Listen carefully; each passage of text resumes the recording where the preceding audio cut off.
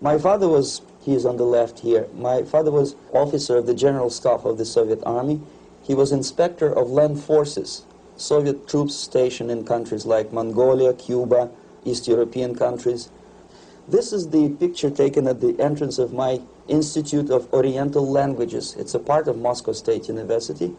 As every Soviet student, I was, quote-unquote, volunteering for harvesting grain in Kazakhstan. By the end of my training in school, I was recruited by the KGB. This picture was taken on that day, and you can see again how happy it feels to be recruited by the KGB. Pay special attention to number of bottles on the table. One of my functions was to keep foreign guests permanently intoxicated the moment they land at Moscow airport. In 1967, the KGB attached me to this magazine, Look magazine. A group of 12 people arrived to USSR from United States to cover the 50th anniversary of October Socialist Revolution in my country.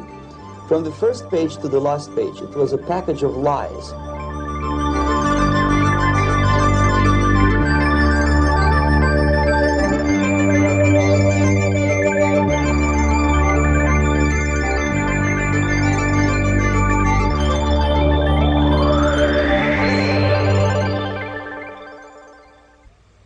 Our conversation is with Mr. Yuri Alexandrovich Bezmenov.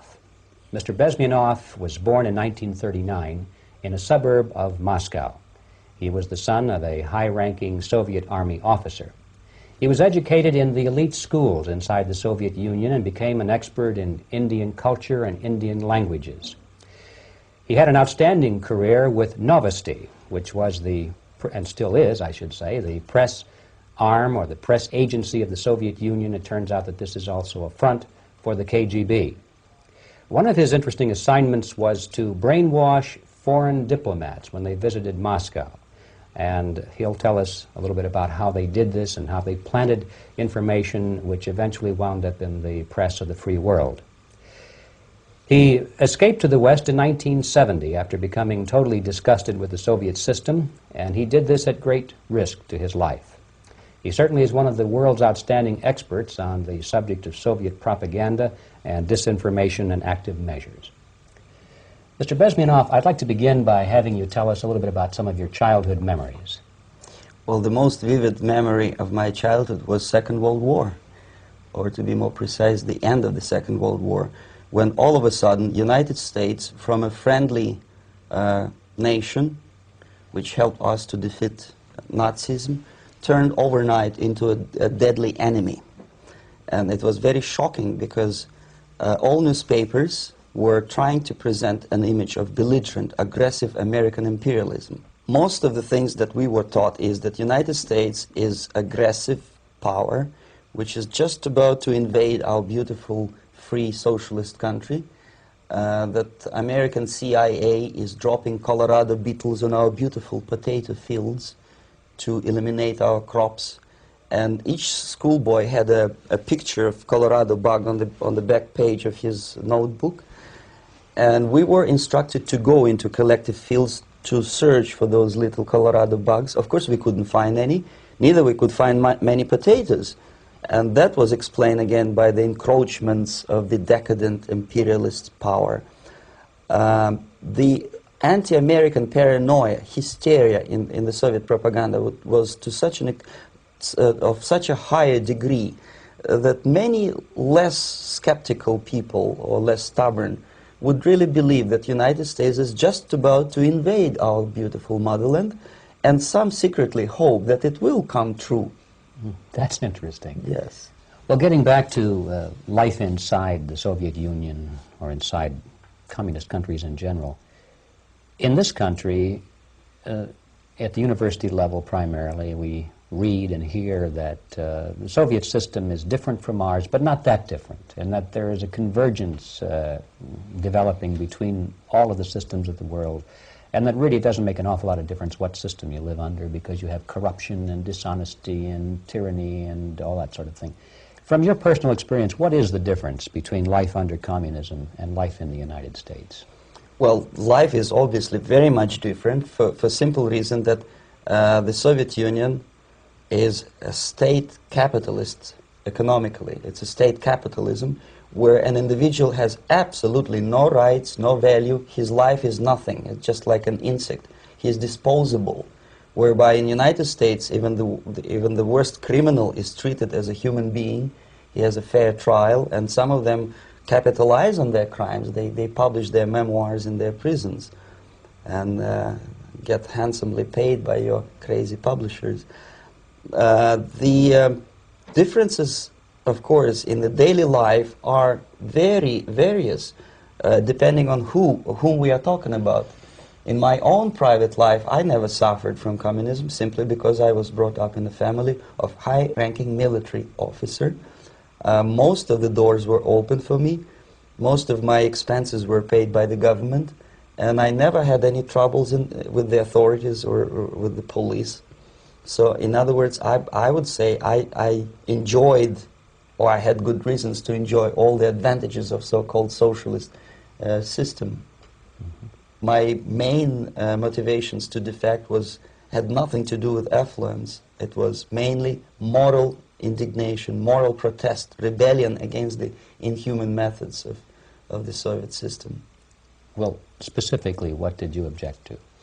I objected, first of all, against oppression of my own dissidents and intellectuals.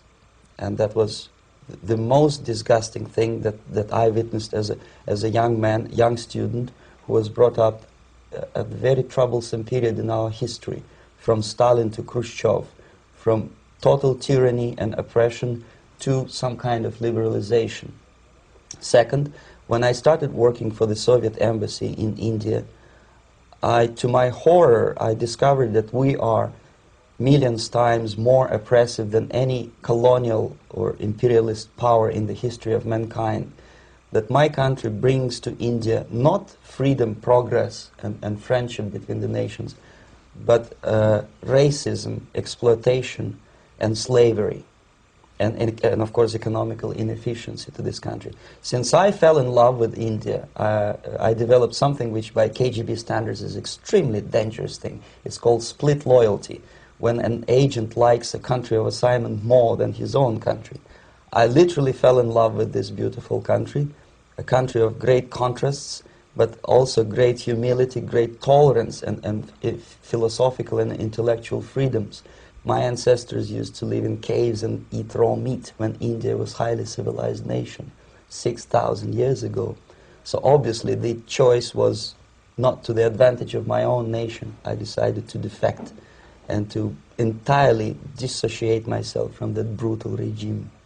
Mr. Bezmenov, we've read a lot about the concentration camps and the slave labor camps under the Stalin regime. Now the general impression in America is that those things are part of the past. Are they still going on today, or what is the status? Yes. There's no qualitative change in the Soviet concentration camp system. There are changes in numbers of prisoners. Again, this is unreliable Soviet statistics. We don't know how many political prisoners are there in the Soviet concentration camps. But we sure know from various sources that at each particular time there are close to 25 to 30 million of Soviet citizens who are virtually kept as slaves in forced labor camp system. The size of the population of a country like Canada is serving terms as prisoners. Incredible. So I would say that those intellectuals who try to convince American public that concentration camp system is a thing of a past are either conscientiously misleading public opinion, or they are not very intellectual people. They're selectively blind. They lack intellectual honesty when they say that. Well, we've spoken about the intellectuals in this country and also the intellectuals in the Soviet Union. What about down at the broad mass level? Do the people in general, the working people, the workers in general in the Soviet Union, do they support the system? Do they tolerate it? What is their attitude? Well, average Soviet citizen, if there is such an animal, of course, does not like the system because it hurts, it kills. he may not understand the reasons. He may not have enough information or educational background to understand. But I doubt very much there are many people who are conscientiously supporting the Soviet system. There are not such people in USSR. Even those who have all the reasons to enjoy socialism, people like myself, who were a member of journalistic elite, they also hate the system for different reasons, though. Not because they lack material affluence, but because they are unfree to think, they are in constant fear, duplicity, split personality. And this is the greatest tragedy for my nation. Well, what do you think are the chances of the people actually overcoming their system or replacing it? There is a great possibility that system will sooner or later be destroyed from within. There is a self-destructive mechanism built into any socialist or communist or fascist system, because there is lack of feedback, because the system does not rely upon loyalty of population. But until this Soviet junta is being supported by the Western so-called imperialists, that is, multinational companies, establishments, governments, and let's face it, intellectuals, so-called academia in the United States is famous for supporting the Soviet system. As long as the Soviet junta will keep on receiving credits, money, technology, grain deals, and political recognition from all these traitors of democracy or freedom, there is no hope, there is not much hope for changes in my country, and the system will not collapse by itself simply because it's being nourished by so-called American imperialism. This is the greatest paradox in history of mankind, when capitalist world supports and actively nourishes its own destroyer, destructor. I think you're trying to tell us something in this country. Mm-hmm. I'm trying to tell you that it has to be stopped unless you want to end up in Gulag system and enjoy all the advantages of socialist equality, working for free, catching fleas on your body, sleeping on the planks of plywood in Alaska this time, I guess. That's where Americans will belong, unless they will wake up, of course, and force their government to stop aiding Soviet fascism. Well, you told us a moment ago why you left the system. I'd like to hear the details of how you did it. It must have been a very dangerous thing. It was not so dangerous, it was crazy. First of all, because defecting in India is virtually impossible, thanks to very strong pressure from the Soviet government. Excuse me, you were in India on assignment at that time. Yes, I was working for the Soviet embassy in New Delhi as a press officer. Mm-hmm. And defecting for a Soviet diplomat is next to impossible. It's a suicide, as I said, because a great friend Indira Gandhi pushed a law through parliament which says, and I quote, "No defector from any country has a right of political asylum in any embassy on the territory of Indian Republic," which is a masterpiece of hypocrisy. No other defector but a Soviet one needs a political asylum. So knowing that perfectly well, I planned a craziest possible way to defect. I studied counterculture in India. There were thousands of young American boys and girls with no shoes, long hair, smoking hash and marijuana, studying sometimes Indian philosophy, sometimes simply pretending that they study. And they greatly annoyed Indian police, and they were laughing stock of Indians because obviously they were good-for-nothing students. I studied carefully where they congregate, what routes they travel, what language they speak, what do they smoke. And one day I simply joined a group of hippies to avoid detection of Indian police.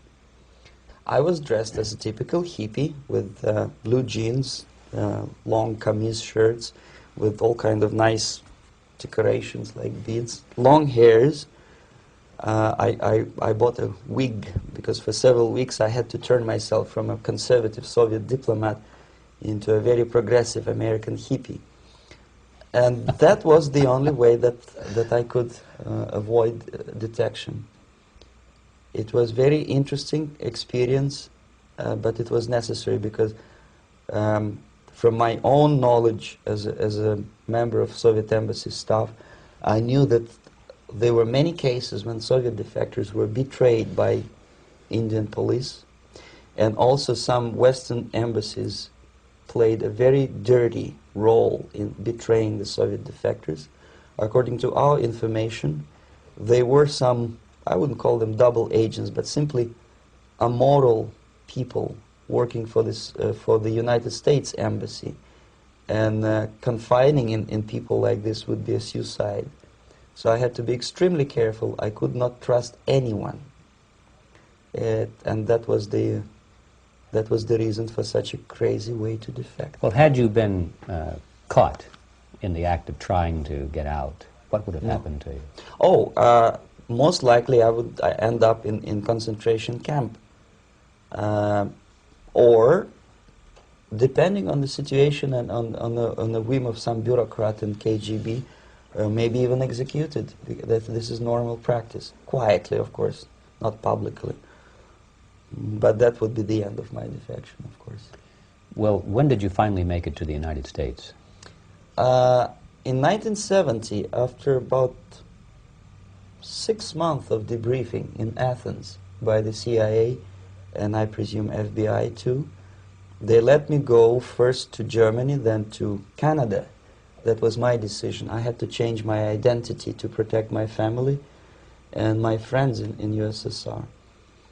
And also I was a little bit paranoid, knowing that both Soviet KGB and probably some double agents within the American system may be after me. So I wanted to settle down as far away as possible. I requested CIA to give me some kind of new identity and just let me go on my own. And I settled in Canada. I was a student. I changed many professions, from farm help and laundry truck driver to language instructor and broadcaster for Canadian Broadcasting Corporations in Montreal. Well, have you had any threats on your life or any yes. unpleasant? In about 5 years, KGB eventually discovered that I am working for Canadian Broadcasting. I made a very big mistake. I started working for overseas service of CBC, which is similar to Voice of America, in Russian language. And of course, monitoring service in USSR picked up every new voice. Every new announcer, they would make it a point to discover who he is. And in 5 years, sure enough, slowly but surely, they discovered that I am not Thomas Schumann, that I am Yuri Alexandrovich Bezmenov, and that I am working for Canadian Broadcasting, and undermining beautiful détente between Canada and USSR. And the Soviet ambassador Alexander Yakovlev made it his personal effort to discredit me. He complained to Pierre Trudeau, who is known to be a little bit soft on socialism. And the management of CBC behaved in a very strange, cowardly way, unbecoming to representatives of an independent country like Canada. They listened to every suggestion that Soviet ambassador gave, and they started shameful investigation, analyzing content of my broadcasts to USSR. And sure enough, they discovered that some of my statements were probably would be offending to the Soviet Politburo. So I had to leave my job. And of course, subtle intimidations. They would say something like, please cross the street carefully because, you know, traffic is very heavy in Quebec.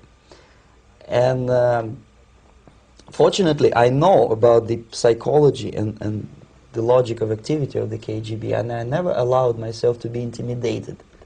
This is the worst thing. This is what they expect a person, a defector, to be intimidated. Once they spot that you are scared, they keep on developing that line And then eventually you either have to give up entirely and work for them, or they neutralize you. They would definitely stop all kind of political activity, which they failed to do in my case, because I was stubbornly working for the Canadian Broadcasting. And in response to their intimidations, I said that, look, this is a free country, and I am as free as you are. And I also can drive very fast. And gun control is not yet established in Canada, so I had a couple of good shotguns in my basement. So welcome to visit me someday with your Kalashnikov's machine guns. So obviously it didn't work. Intimidation didn't work. So they tried different approach, as I described. They approached on the highest level, on the level of Canadian bureaucracy. And at that level they were successful. On that level they were successful. On individual level they failed flat. Mr. Bezmenov has brought a series of slides with him that he has taken from the Soviet Union, and I think this is a good time to take a look at the slides. Yes. Now, the viewers will be able to see these slides as we talk about them. Yes, this is a collection of slides which are, some of them are snapshots from my family album, some of them are documents which I smuggled from the Soviet embassy, and some are reproductions from local mass media. I usually show them to establish my credibility as a defector. This is a picture of my native town, Mytishi, about 20 miles north from Moscow. Characteristically, there is a statue of Comrade Lenin in the central square. This is myself at the age of 7, again, characteristically, under the statue of Comrade Stalin, extending his friendly hand to peoples of the world. At that age, of course, I was still idealistically minded young communist, and I still believe that sooner or later things will go for better. But I realized that the system stinks, that something is fishy, and that ideology is fake, and the propaganda about advanced Soviet agriculture simply didn't meet the criteria of reality. If they talk about abundance of food and there is none in the stores, there must be something wrong. My father was, he is on the left here, my father was officer of the General Staff of the Soviet Army. He was inspector of land forces, Soviet troops stationed in countries like Mongolia, Cuba, East European countries. Were he alive today, most likely he would be inspecting Soviet troops in Nicaragua, Angola, and many other parts of the world. Fortunately, he died and he didn't see the disgrace, because deep inside he was a Russian patriot. He didn't like the idea of expanding Soviet military might, especially in the areas where we were not welcomed at all. Unlike many other military officers, he was reporting directly to the Minister of Defense, bypassing KGB and diplomatic service. In other words, he was a trusted military professional. And my impression that this type of people are much less hawkish and adventuristic than party bureaucrats in Kremlin. When American mass media describes Soviet military as potentially dangerous counterpart for Pentagon, I simply laugh, because I know better. I know that the most dangerous part of the Soviet power structures are not military at all. Most likely, if they come to power in my country, they'll be more sensible negotiators for nuclear disarmament and withdrawal of the Soviet troops from many parts of the world. But if someone from the party structure or the KGB structure were to give the orders for a military they have to obey, they yes, would follow because them. they are professional military. But they, you see, the triangle of power and hate in USSR is the party at the top, the party elite, the oligarchy of the party, then the military and the KGB at the bottom. They hate each other, and the most hated triangle, the most hated corner of the triangle is the Communist Party bureaucrats. They are the most adventuristic, senile megalomaniacs. They can start war, I wouldn't be surprised. Not the military. They know what war is. Yes. At least my father did. This is the picture taken at the entrance of my Institute of Oriental Languages. It's a part of Moscow State University. I graduated in 1963. And now, excuse me, which one were you on? I am on the right. You're on the right. And on the left is my my schoolmate Vadim Smirnov, who later was an apparatchik in the Central Committee of the Soviet Union Communist Party. What is an apparatchik? It's a functionary, something like civil service in British Empire. Someone who is never fired from the service. He stays there internally. He may not be promoted too high, but he's a dependable bureaucrat who will stay forever. I studied not only languages, but also history, literature, even music. I'm on this picture, I'm trying to learn how to play Indian musical instrument. I even tried to look like an Indian when I was second-year student. Not bad, really. Yes, actually it was strongly encouraged by the instructors in my school, because the graduates of my school were later on employed as diplomats, foreign journalists, or spies. As every Soviet student, I was quote-unquote volunteering for harvesting grain in Kazakhstan. This is the biggest agricultural blunder of the Soviet government. But I didn't have much choice, of course, because the communist motto borrowed from the Bible says, "Those who do not work shall not eat." And you can see me eating, therefore I was working, and you can see how happy I was about it. I went through a very extensive physical and military training, including the military games in areas, suburban areas of Moscow. And here, for example, we are on the tour in Arkhangelsk area. And by the end of my training in school, I was recruited by the KGB. This picture was taken on that day, and you can see again how happy it feels to be recruited by the KGB. Our conversation with Yuri Alexandrovich Bezmenov, who is a defector from the Soviet Union, a former propaganda agent for Novosti and the KGB, will continue after this message.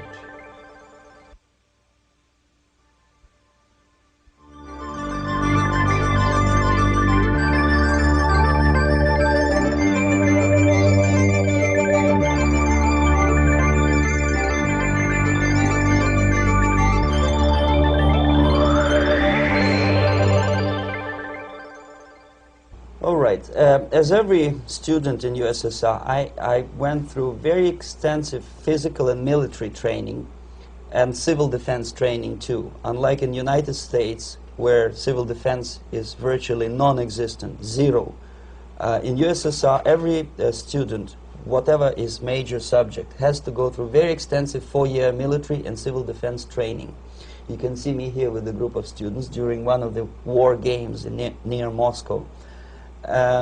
The main idea, of course, is to prepare a huge reserve army of the USSR. Each student has to graduate as a junior lieutenant. In my case, it was administrative and military intelligence service. My first assignment was to India as a translator with the Soviet Economical Aid Group, building refinery complexes in Bihar state and Gujarat state. At that time, I was still naively, idealistically believing that what I was doing contributes to the understanding and cooperation between the nations. It took me quite a number of years to realize that what we were bringing to India was a new type of colonialism, 1,000 times more oppressive and exploitative than any colonialism or imperialism in history of mankind. But at that time, I was still hoping that, well, maybe it's not that bad, could be worse, and things may go for better. And I even tried to implement the beautiful Marxist motto, "Proletarians of all the countries unite." I tried to unite with a nice Indian girl, and I was fascinated by Indian culture, by the family life in this country. But obviously, Communist Party had different plans for my genes, so I had to marry this beautiful Russian girl. In the span of my career, I married 3 times. Most of these marriages were marriages of convenience, on advice from the Department of Personnel. This is normal practice in USSR. When a Soviet citizen is assigned to a foreign job, he has to be married, either to keep family in USSR as hostages, or, if it's a convenience marriage like mine, so that the husband and wife are virtually informers on each other to prevent defection or contamination by decadent imperialist or capitalist ideas. In my case, I hated that girl so much that the moment I landed in Moscow, we were divorced, and I married later, second time. By the end of my first assignment in India, I was promoted to the position of public relation officer. You can see me here translating a speech by a Soviet boss. And you're on the right. I'm on the right here, yes. And it was, the occasion was commissioning of the refinery complex in Bihar, Barauni. Back in Moscow, I was immediately recruited by Novosti Press Agency, which is a propaganda and ideological subversion front for the KGB. 75% of the members of the Novosti are commissioned officers of the KGB. The other 25 are, like myself, co-opted agents who are assigned to specific operations. In this particular case, you can see me talking to students of Lumumba Friendship University in Moscow. This is a huge school under the direct control of the KGB and Central Committee, where future leaders of the so-called national liberation movements are being educated and selected carefully. And some of them have absolutely, this, for example, is a group of students from Lumumba. They don't look like students at all. They look more like military, and that's exactly what they were. They were dispatched back to their countries to be leaders of the so-called national liberation movements, or to be translated into normal human language, leaders of international terrorist groups. Another area of activity when I was working for the Novosti was to accompany groups of so-called progressive intellectuals, writers, journalists, publishers, teachers, professors of colleges. You can see me here in Kremlin. I'm second on the left, with a group of Pakistani and Indian intellectuals. Most of them pretended they don't understand that we are actually working on behalf of the Soviet government and the KGB. They pretended that they are actually being guests, VIP intellectuals, that they are treated according to their merits and their intellectual abilities. For us, they were just a bunch of political prostitutes to be taken advantage for various propaganda operations. Therefore, you can see perfectly well the senior colleague of mine on the left doesn't really have that much respect on his face, and myself with a very skeptical smile, typical KGB sarcastic smile, anticipating another victim of ideological brainwashing. This is how a typical conference in Novosti headquarters in Moscow looked like. Sitting in the middle is Boris Burkov, the then director of Novosti Press Agency, high-ranking party bureaucrat in the Department of Propaganda. I am standing next to a famous Indian poet, Sumitranandan Pant. He was famous because he was an author. He was the author of a famous poem titled Rhapsody to Lenin. That's why he was invited to USSR, and everything was paid by the Soviet government. Pay special attention to number of bottles on the table. This is one of the ways to kill the awareness or curiosity of foreign journalists. One of my functions was to keep foreign guests permanently intoxicated the moment they land at Moscow airport. I had to take them to the VIP lounge and toast to friendship and understanding between the nations of the world. Glass of vodka, then a second glass of vodka. And in no time, my guests would be feeling very happy. They would see everything in kind of pink, nice color. And that's the way I had to keep them permanently for the next 15 or 20 days. At a certain point in time, I had to withdraw alcohol from them so that some of them, who are the most recruitable, would feel a little bit shaky, guilty, trying to remember what they were talking last night.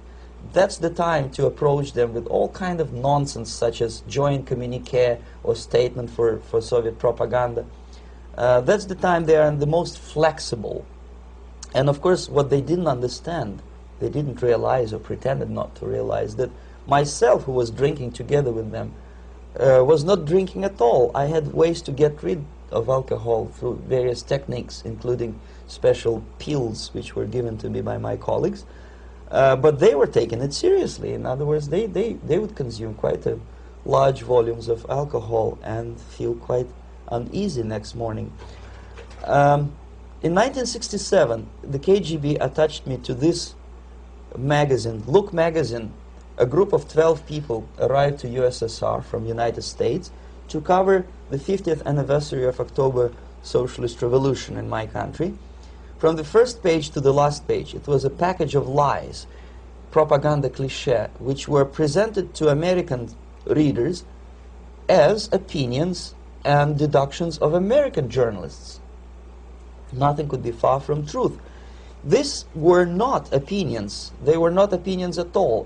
They were the clichés which the Soviet propaganda wants American public to think that they think. If it does make any sense at all. It sure does, because from the viewpoint of the Soviet propaganda, although there are some subtle criticism of the Soviet system, the basic message is that Russia today is a nice, functioning, efficient system supported by majority of population. That's the biggest lie. And of course, American intellectuals and journalists from Look magazine elaborated on that untruth in various different ways. They intellectualized that lie. They found all kinds of justifications for telling lies to American public.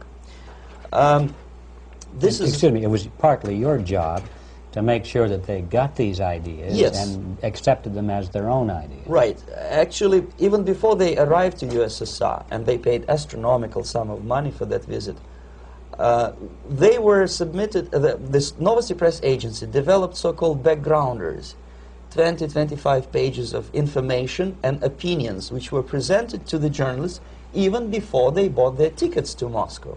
They had to analyze the situation, and judging on their reaction to that backgrounder, the local Novosti representative or local Soviet diplomat in Washington, D.C. would assess whether they be given visa to USSR or not. So they were selected ahead of time. Oh yes, they were pre-selected very carefully, and there is not much chance for honest journalists to arrive to USSR and to stay there for 1 year and to bring this package of lies back home. This, for example, is a centerfold of the Look magazine. They presented this monument erected by Communist Party in Stalingrad as the symbol, personification of Russian military might. And they said in the article, which is published on the site, that Soviets are very proud of the victory in the Second World War. This is another big myth, a lie. No sensible people would be proud to lose 20 millions of their countrymen in a war which was started by Genoese Hitler and Comrade Stalin and paid by American multinationals. Most of the Soviet citizens look at this type of monuments with disgust and sorrow, because every family lost father, brother, sister, or child in the Second World War. Yet American journalists who were trying to appease, to please their hosts, presented this picture on the centerfold as the symbol and personification of Soviet national, they call it Russian national spirit. And it was greatest misconception and a very tragic misunderstanding. Of course, Look magazine was not distributed in USSR. The main audience was in United States. But I presume that many Americans, millions of Americans who were reading Look magazine at that time, had absolutely wrong idea about the sentiments of my nation, about what the Soviets are proud of and what they hate. This is a group, you see the same lady with the sword in Stalingrad. This is the group of journalists. Myself is in the center with the same devilish smile. And Mr. Philip Harrington is on the extreme left there with his camera. This is the gentleman which was so deaf or so uninterested in what I had to say to him. This is the same picture, a blow-up of the same picture. Many guests from various countries, in this particular case from Asia and Africa, were taken by me as a Novosti Press Agency employee for a tour across Siberia, for example. We would show them typical kindergarten, you see, nothing special by American standards, just nice children sitting, eating their breakfast or lunch. What they could not understand, or they pretended not to understand, that this is an exemplary kindergarten. This is not the kindergarten for average person or average family in USSR. And we maintain that illusion in their minds. You can see myself under the red spot in the middle there, with the same business-like expression. I'm doing my job. That's what I'm assigned to do, and that's what I was paid to do. But deep inside, I still hope that at least some of these useful idiots would understand that what they are looking at has nothing to do with the level of affluence in my nation. This is a better picture which reflects the true spirit of the Soviet childhood. This picture was printed in a Canadian government publication by mistake. In the middle, you can see children playing on a small courtyard, and the caption goes, "This is a typical kindergarten in Siberia." What these idiots didn't understand, that it is not kindergarten at all. It is a prison for children of political prisoners. But there was not a single mentioning that what they were visiting actually was an area of concentration camps. And the job of people like myself to help them to not to notice that they are actually talking to prisoners. Most of the children were dressed, especially on the occasion of the foreigners' visit. Of course, there were no corpses on the ground. There were no machine gun guards. And well, it looks not very pleasant, as you see. It looks dull, but obviously it does not create an impression that this is actually a prison. Well, did any of the journalists have the curiosity to ask about prisons and that kind of thing? Yes. They were in Siberia. This Yes. is what you associate. Yes, some of them asked questions, and naturally we would give them, for the stupid question, we give them stupid answer. No, there are no prisons in Siberia. No, most of the people who you see are free citizens of USSR. They are very happy to be here, and they are contributing to the glory of the socialist system. Some of them pretended that they believe what I was telling them, and most of them, we may discuss it later, what are the motivations of these people? Why would they stubbornly bring lies to their own population through their own mass media? I have various answers to this. There is not a single explanation. It's a complex of explanations. It's fear, pure biological fear. They understand that they are on the territory of an enemy state, a police state. And just to save their rotten skins and their miserable jobs, their affluence back home, they would prefer to tell a lie than to ask truthful questions and report truthful information. Second, most of these schmucks were afraid to lose their jobs, because obviously if you tell truth about my country, you will not last long as a correspondent of New York Times or Los Angeles Times. They will fire you. What kind of correspondent are you? You obviously cannot find common language with Russians if they kick you out in 24 hours. So just by trying to be conformist to their own editorial bosses, they tried not to offend the sentiments of the Soviet administrators and people like myself. Deep inside, I hope they would insult my or offend my sentiments. Obviously, they preferred not to. Another reason, I refuse to believe it, but obviously, there is another reason. Obviously, it's a greed. These people earn a lot of money. When they come back to USA, they claim that they are experts in my country. They write books which sells in million copies, titled like Russians, The Truth About Russia. Most of it is lie about Russia. Yet they claim to be Sovietologists. They play back myth about my country, the propaganda cliches. Yet they stubbornly resist the word of truth. If a person like Solzhenitsyn is either defecting or kicked out of USSR, they try all their best to discredit him and to discourage him. I don't have much chance to appear on national network with a true story about my country. But a useful idiot like Hendrik Smith or Robert Kaiser, they are big heroes. They come back from USSR. They say, oh, we were talking to dissidents in Russia. Big deal.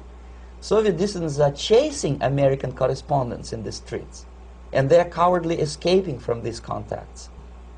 For some strange reason, if you want to know more about Spain, you refer to Spanish writers. If you want to learn more about French, you read French writers. Even about Antarctica, I bet you would read Penguins. Only about the Soviet Union, for some strange reason, you read Hendricks and Schmendricks and all kind of Kissingers, because they claim that they know more about my country. They know nothing, or next to nothing, or they pretend that they know more than they actually do. I would say they are dishonest people who lack integrity and common sense and intellectual honesty. They bring back all kind of stories like that. A kindergarten in Siberia. Omitting the most important fact, it's a prison for children of political prisoners. Another greatest example of monumental idiocy of American politicians.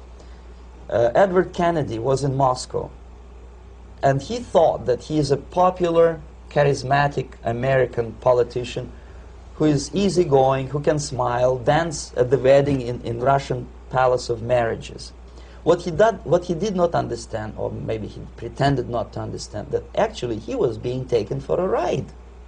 This is a staged wedding, especially to impress foreign media, or useful idiots like Ed Kennedy. Most of the guests there, they had security clearance, and they were instructed what to say to foreigners. This is exactly what I was doing. You can see me in the same damn wedding palace in Moscow where Ed Kennedy was dancing here. You see, smiling. He thinks he's very smart. From the viewpoint of Russian citizens who observe this idiocy, he's narrow-minded, egocentrical idiot who tries to earn his own popularity through participation in propaganda farces like this. Here you can see myself. On the right, again, exemplary Soviet bride. On the left, 3 journalists from various countries, Asia, Africa, and Latin America. Obviously, they enjoying the situation. They will go back home and write the reports. We were present on a regular Soviet wedding.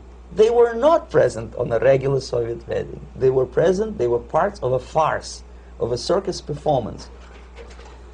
Another thing which I had to, sometimes risking my life, to explain to foreigners. Time magazine, for example, is very critical of South African racist regime. The whole article was dedicated to the shameful internal passport system where blacks are not allowing to live with whites. For some strange reason, for the last 14 years since my defection, nobody wanted to pay attention to my passport. This is my passport. It also shows my nationality, and it has a police rubber stamp, which is called propiska in Russian language, which assigns me to a certain area of residence. I cannot leave that area, same way as this black man cannot leave the area in South Africa. Yet we call South African government racist regime. Not a single Jane Schmonda or Fonda is brave enough, courageous enough to come to media and say, look, this is what happens in USSR. I send a copy of my passport to many American liberals and civil rights defenders and all the other useful idiots. They never bothered to answer me back. This shows what kind of integrity, what kind of honesty these people are.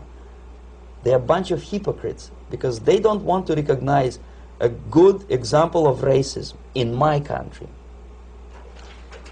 This is the first stage of befriending a professor. You can see myself on the left with the same James Bond smile. On the right is my KGB supervisor, Comrade Leonid Mitrokhin, and in the middle a professor of political science in Delhi University. The next stage would be to invite him to a gathering of Indo-Soviet Friendship Society. There he is sitting next to his wife before he is being sent to USSR for free trip. Everything is paid by the Soviet government. He was made to believe that he is invited to USSR because he is a talented, sober-thinking intellectual. Absolutely false. He is invited because he is a useful idiot, because he would agree and subscribe to most of the Soviet propaganda cliché. And when he is coming back to his own country, he is going for years and years to teach the beauties of Soviet socialism, newer and newer generations of his students, thus promoting the Soviet propaganda line. The KGB was even curious about this gentleman. It may look innocent. Maharishi Mahesh Yogi, a great spiritual leader, or maybe a great charlatan and crook, depending on from which side you're looking at him. Beatles were trained at his ashram in Hardwar in India how to meditate. Mia Farrow and other useful idiots from Hollywood visited his school, and they returned back to United States absolutely zonked out of their minds with marijuana, hashish, and crazy ideas of meditation.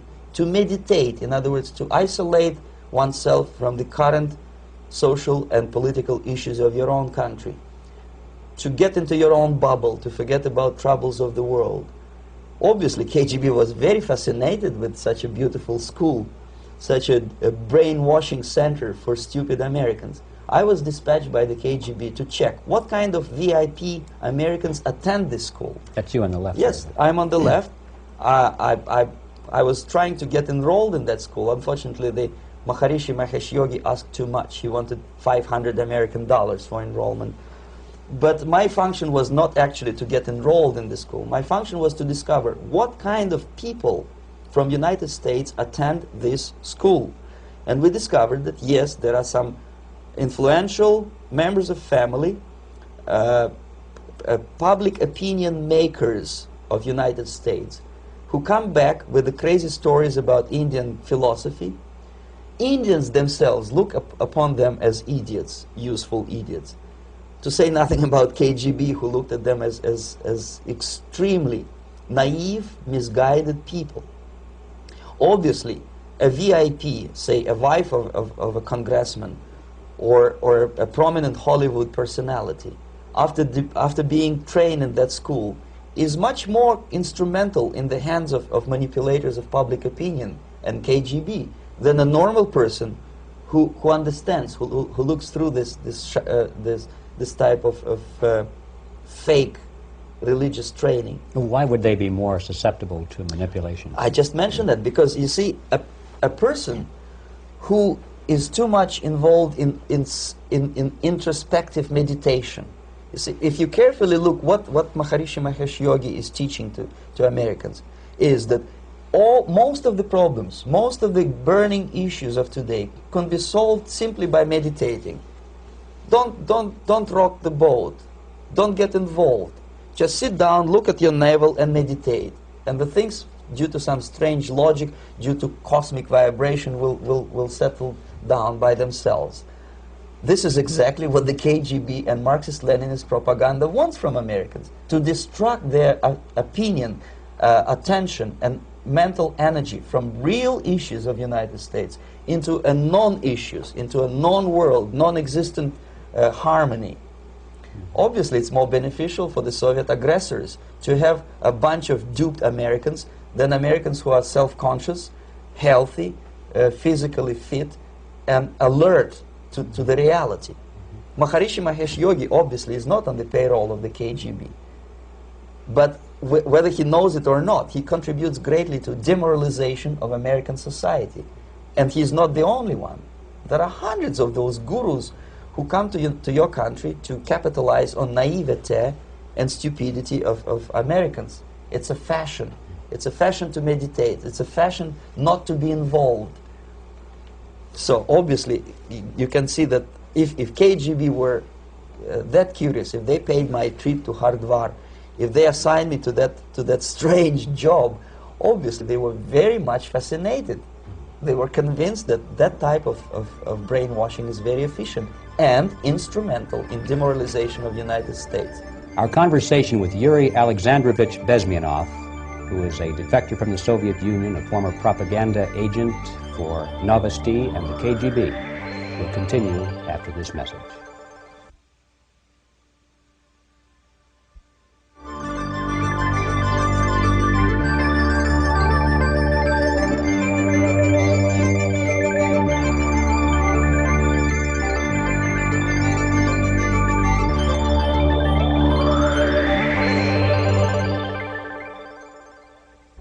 This This picture shows the part of the building of USSR embassy, and my supervisors. On the left is Comrade Mehdi, an Indian communist, and on the right, Comrade Mitrokhin, my supervisors in the secret department of research and counter-propaganda. It has nothing to do with either research or counter-propaganda. Most of the activity of that department was to compile huge volume of information on individuals who were instrumental in creating public opinion. Publishers, editors, journalists, actors, educationalists, professors of political science, members of parliament, representatives of business circles. Most of these people were divided roughly in two groups. Those who would toe the Soviet foreign policy, they would be promoted to the positions of power through media and public opinion manipulation. Those who refused the Soviet influence in their own country would be character assassinated or executed physically come revolution. Same way as in the small town of Hue in South Vietnam, several thousands of Vietnamese were executed in one night when the city was captured by Viet Cong for only 2 days. And American CIA could never figure out how could possibly communists know each individual, where he lives, where to get him, and would be arrested in one night, basically in some 4 hours before dawn, put on a van, taken out of the city limits and shot.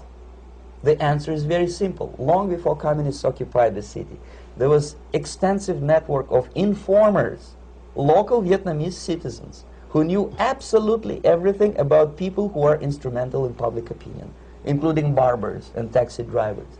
Everyone who was sympathetic to the United States was executed.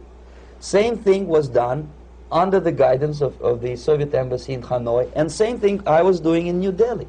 To my horror, I discovered that in the files where people were doomed to execution, there were names of pro-Soviet journalists with whom I was personally friendly. Pro-Soviet? Yes. They were idealistically minded leftists who made several visits to USSR, and yet the KGB decided that come revolution or drastic changes in political structure of India, they will have to go. Why is that? Because they know too much. Simply because, you see, the useful idiots, the leftists who are idealistically believing in the beauty of Soviet socialist or communist or whatever system, when they get disillusioned, they become the worst enemies. That's why my KGB instructors specifically made a point, never bother with leftists. Forget about these political prostitutes. Aim higher. This was my instruction. Try to get into large circulation, established conservative media. Rich, filthy rich movie makers, intellectuals, so-called academic circles. Cynical, egocentric people who can look into your eyes with angelic expression and tell you a lie. These are the most recruitable people, people who lack moral principles, who are either too greedy or too suffer from self-importance. They feel that they matter a lot. These are the people who KGB wanted very much to recruit. But to eliminate the others, to execute the others, don't they serve some purpose? Wouldn't they be the ones we rely on? They serve purpose only at the stage of destabilization of a nation. For example, your leftists in United States, all these professors and all these beautiful civil rights defenders, they are instrumental in the process of the subversion only to destabilize the nation. When their job is completed, they are not needed anymore. They know too much.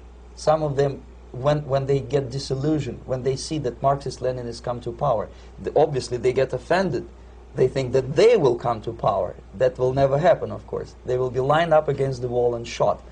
But they may turn into the most bitter enemies of Marxist-Leninists when they come to power. And that's what happened in Nicaragua. You remember most of these former Marxist-Leninists were either put to prison or one of them split, and now he's working against Sandinistas. It happened in Grenada when Maurice Bishop was already a Marxist. He was executed by a new Marxist who was more Marxist than this Marxist. Same happened in Afghanistan when first there was Taraki, he was killed by Amin, then Amin was killed by Babrak Karmal with the help of KGB. Same happened in Bangladesh when Mujibur Rahman, very pro-Soviet leftist, was assassinated by his own Marxist-Leninist military comrades. It's the same pattern everywhere.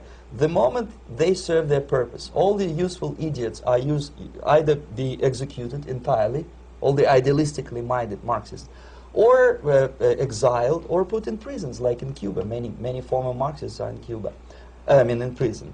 So most of the Indians who were cooperating with the Soviets, especially with our Department of Information of the USSR Embassy, were listed for execution. And when I discovered that fact, of course I was sick. I was mentally and physically sick. I thought that I'm going to explode one day during the briefing at the ambassador's office. I would stand up and say something that we are basically a bunch of murderers. That's what we are. It has nothing to do with friendship and understanding between the nation and blah, blah, blah. We are murderers. We behave as a bunch of thugs in a country which is hospitable to us, a country which with ancient traditions. But I did not defect. I tried to get the message across. To my horror, nobody wanted even to listen, least of all to believe what I had to say. And I tried all kinds of tricks. I would leak information through letters or lost documents or something like that. And still I got no message. The message was not published, even in the conservative mass media of India. The immediate impulse to defect was Bangladesh crisis, which was described by American correspondents as Islamic grassroots revolution, which is absolute baloney. There was nothing to do with Islam, and there was no grassroots revolution. Actually, there are no grassroots revolutions, period. Any revolution is a byproduct of a highly organized group of conscientious and professional organizers, but has nothing to do with grassroots. In Bangladesh, it was nothing with grassroots. Most of the Awami League party members, Awami League means People's Party, were trained in Moscow in the High Party School. Most of the Mukti Fauj leaders, Mukti Fauj in Bengali means People's Army, same as SWAPO and all kind of liberation armies all over the world, the same bunch of useful idiots. They were trained at Lumumba University and various centers of the KGB in Simferopol, in Crimea, and in Tashkent. So when I saw that Indian territory is being used as a jumping board to destroy East Pakistan, I saw myself thousands of so-called students traveling through India to East Pakistan, through the territory of India, and Indian government pretended not to see what's going on. They knew perfectly well, the Indian police knew it, the intelligence department of the Indian government knew it, the KGB of course knew it, and the CIA knew it. That was most infuriating, because when I defected and I explained to the CIA debriefers they should watch out because East Pakistan is going to erupt any moment, they said I was reading too many James Bond novels. Anyway, so East Pakistan was doomed. One of my colleagues in the Soviet consulate in Calcutta, when he was dead drunk, he ventured into the basement to relieve himself, and he found big boxes which said printed matter to Dhaka University. Dhaka is the capital of East Pakistan. And since he was drunk and curious, he opened one of the boxes and he discovered not printed matter. He discovered Kalashnikov guns and ammunition in there. Anyway, it's a long story. When I saw the preparations for the invasion into East Pakistan, obviously I wanted to defect immediately. The only thing I couldn't at that time make up my mind when and where and how. One of the reasons, of course, you see, I was in love with India. I mentioned it before. I spoke the languages. I socialized with people. And I understood that I had to act fast unless I want this beautiful country to be permanently and irreparably damaged by our presence. One of the reasons not to defect was, as you can see, I was living in relative affluence. Who the hell in the normal mind would defect and do what? To be abused by your media, to be called McCarthyist and fascist and paranoid, or to drive a taxi in New York City? What for? What the hell for should I defect? To be abused by Americans, to be insulted in exchange for my effort to bring the truthful information about impending danger of subversion. As you can see, I was living in quite a comfortable conditions next to swimming pool, where Indians were not allowed, by the way. I was highly paid expert in propaganda. I had my family. I was respected by my nation. My career was cloudless. The third reason, how to defect with the family. To defect with the baby and the wife would be virtual suicide, because according to law, that hypocritical law which I quoted before, the Indian police will have to hand me over back to the KGB, and that will be the end of my defection and probably my life. Again, I cannot smuggle my wife because she was not quite sure what I was doing. She was not that idealistically involved, and she was definitely not in the total picture of what I was doing for the KGB. She would be shocked if I you know, put her in my van and drive her to the American embassy or elsewhere. That would be a greatest danger. So again, I had to defect in such a way that my defection would look as simple disappearance. And there were many cases like that when the Soviet agents simply disappeared, either killed in action or, thanks to their curiosity and their close contacts with radicals, some of them were killed by the Marxists, by the way. It happened in many African countries when the Soviet KGB were killed by Africans themselves. Not because they hated Marxism and Leninism, but because they were simply trigger-happy bunch of unruly characters. If you give them a machine gun, they will shoot. And some of the Soviets obviously were not careful enough to protect themselves, and they got into embarrassing situations when they were shot at the crossfire between factions of so-called liberation movements. Anyway, so I decided, as I said, to study the counterculture. I decided this probably would be the best way to disappear. I socialized with characters like this. On the left, you see, he's a barefoot American hippie. It took me quite a long time to study exactly what they were doing and how to mix with them. But eventually I did it. Most of Indian newspapers carried my picture and promise of 2,000 rupees for information about my whereabouts. But they were looking for the wrong person, because they obviously tried to stop a young Soviet diplomat in white shirt and tie, and this is how I looked at the time of defection. Nobody could possibly think that a Soviet diplomat would be as crazy as to join a bunch of hippies. That's you. Yes, travel India and smoke hash. So I made it literally almost like a Hollywood-style detective story. From under the nose of the KGB in Bombay airport, I landed the plane and I flew to Greece, where I was debriefed by the CIA. That's basically that's all for my slides. We can turn off the projector, and that's very interesting. Well, you spoke several times before about ideological subversion. That is a phrase that I'm afraid some Americans don't fully understand. When the Soviets use the phrase ideological subversion, what do they mean by it? Ideological subversion is the process which is legitimate, overt, and open. You can see it with your own eyes. All you have to do, all American mass media has to do, is to unplug their bananas from their ears, open up their eyes, and they can see it. There is no mystery. There is nothing to do with espionage. I know that espionage intelligence gathering looks more romantic. It sells more deodorants through the advertising, probably. That's why your Hollywood producers are so crazy about James Bond type of thrillers. But in reality, the main emphasis of the KGB is not in the area of intelligence at all.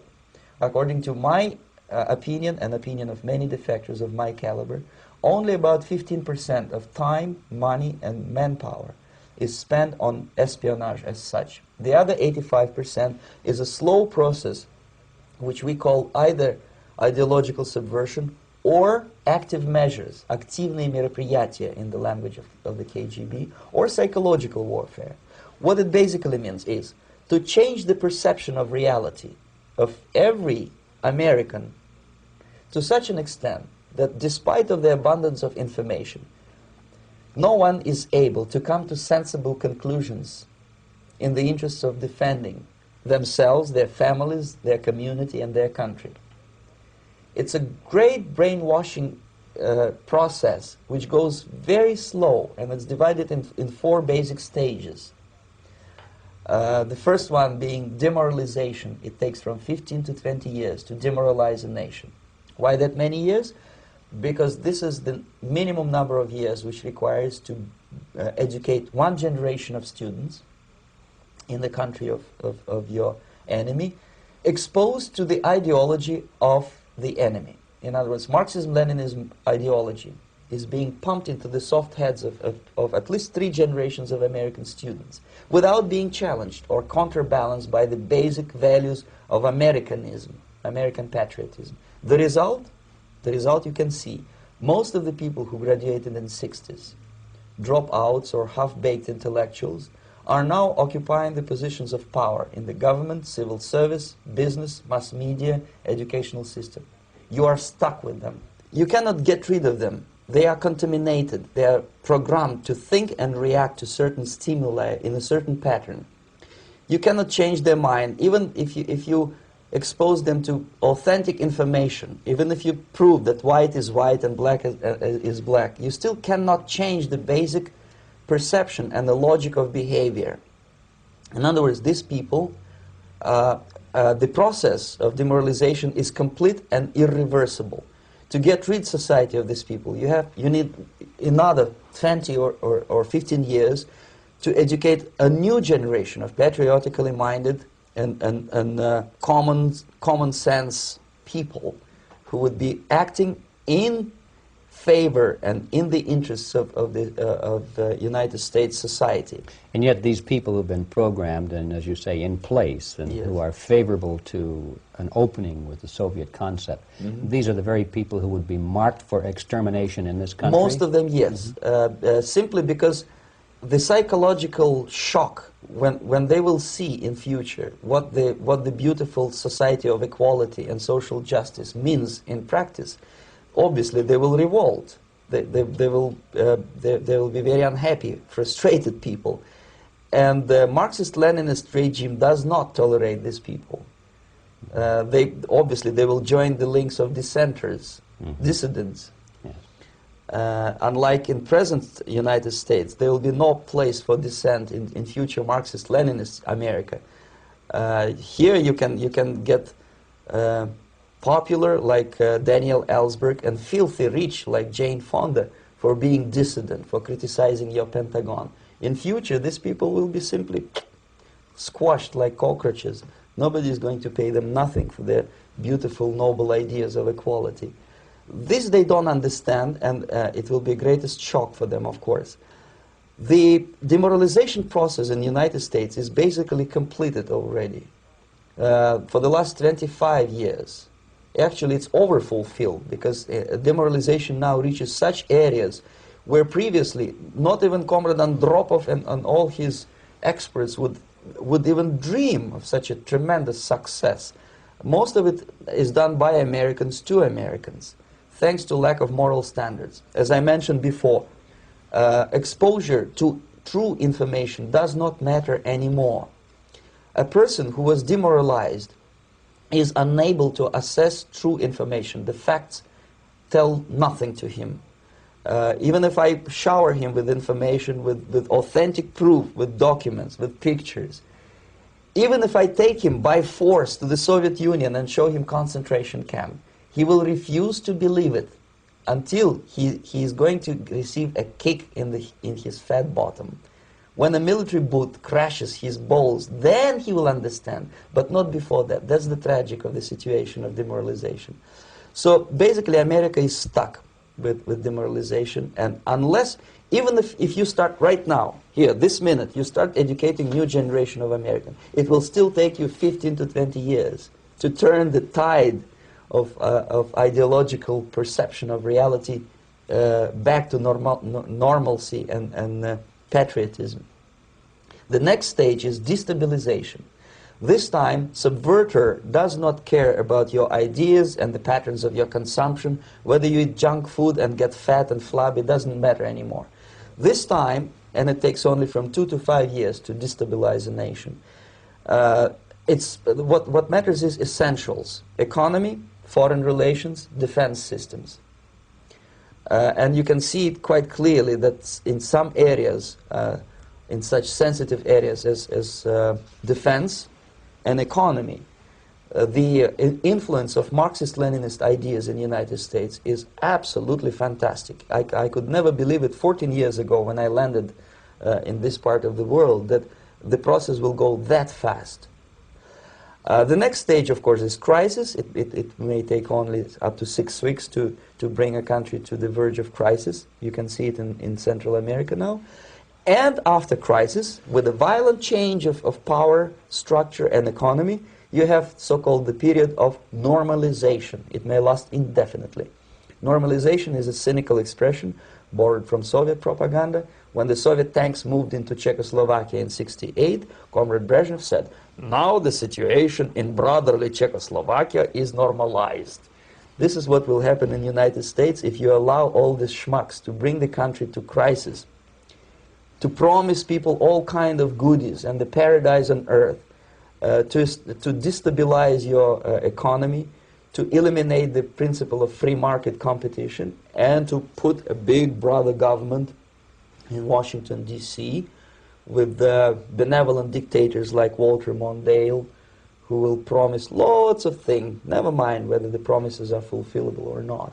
He will go to Moscow to kiss the bottoms of new generation of Soviet assassins, never mind. He will create false illusions that the situation is under control. Situation is not under control. Situation is disgustingly out of control. Most of the American politicians, media, and educational system trains another generation of people who think they are living at a peacetime. False. United States is in the state of war, undeclared total war against the basic principles and the foundations of this system. And the initiator of this war is not Comrade Andropov, of course. It's the system. However ridiculous it may sound, the world communist system or the world communist conspiracy, whether I scare some people or not, I don't give a hoot. If you are not scared by now, nothing can scare you. But you don't have to be paranoid about it. What actually happens now, that unlike myself, you have literally several years to live on unless the United States wake up. The time bomb is ticking. With every second, the disaster is coming closer and closer. Unlike myself, you will have nowhere to defect to, unless you want to live in Antarctica with penguins. This is it. This is the last country of freedom and possibility. Okay, so what do we do? What is your recommendation to the American people? Well, the immediate thing that comes to my mind is, of course, there must be a very strong national effort to educate people in the spirit of real patriotism, number one. Number two, to explain them the real danger of socialist, communist, whatever, welfare state, big brother government. If people will fail to grasp the impending danger of that development, nothing ever can help United States. You may kiss goodbye to your freedom, including freedoms to homosexuals, to prison inmate. All these freedoms will vanish, evaporate in 5 seconds, including your precious lives. The second thing, the moment at least part of United States population is convinced that the danger is real, they have to force their government. And I'm not talking about sending letters, signing petitions, and all this beautiful, noble activity. I'm talking about forcing United States government to stop aiding communism.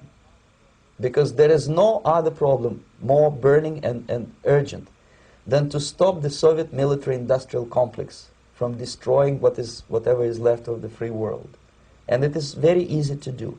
No credits, no technology, no money, no political or diplomatic recognition, and of course no such idiocy as grain deals to USSR. The Soviet people, 270 millions of Soviets, will be eternally thankful to you if you stop aiding a bunch of murderers who sit now in Kremlin and whom President Reagan respectfully calls government. They do not govern anything, least of all such complexity as the Soviet economy. So basic, two very simple, maybe too simplistic answers or solutions, but nevertheless they are the only solutions. Educate yourself, understand what's going on around you. You are not living at the time of peace. You are in a state of war, and you have precious little time to save yourself. You don't have much time, especially if you are talking about young generation. There is not much time left for convulsions and sexual masturbation to the beautiful disco music. Very soon it will go, just overnight. If we are talking about capitalists or wealthy businessmen, I think they are selling the rope on which they will hang very soon. If they don't stop, if they cannot curb their unsettled desire for profit, and if they keep on trading with the monster of the Soviet communism, they are going to hang very soon. And they will pray to be killed, but unfortunately they will be sent to Alaska probably to manage industry of slaves. It's simplistic. I know it sounds unpleasant. I know Americans don't like to listen to things which are unpleasant. But I have defected not to tell you the stories about such idiocy as microfilm, James Bond type espionage. This is garbage. You don't need any espionage anymore. I have come to talk about survival. It's a question of survival of this system. You may ask me, what is it in for me? Survival, obviously, because unlike, as I said, I am now in your boat. If we sing together, we'll sing beautifully together. There is no other place on this planet to defect to.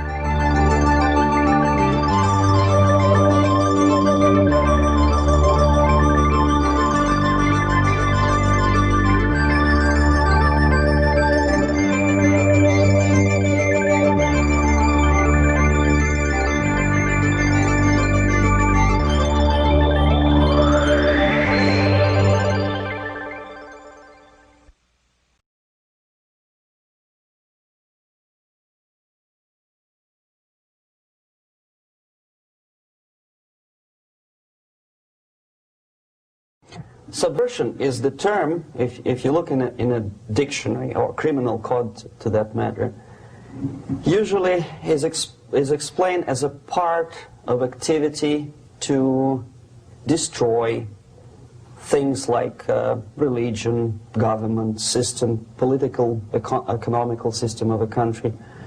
And usually it's linked to espionage and such romantic things as blowing up bridges, sidetracking trains, cloak and dagger activity in Hollywood style. What I'm going to talk about now has absolutely nothing to do with the cliché of espionage or KGB activity of collecting information.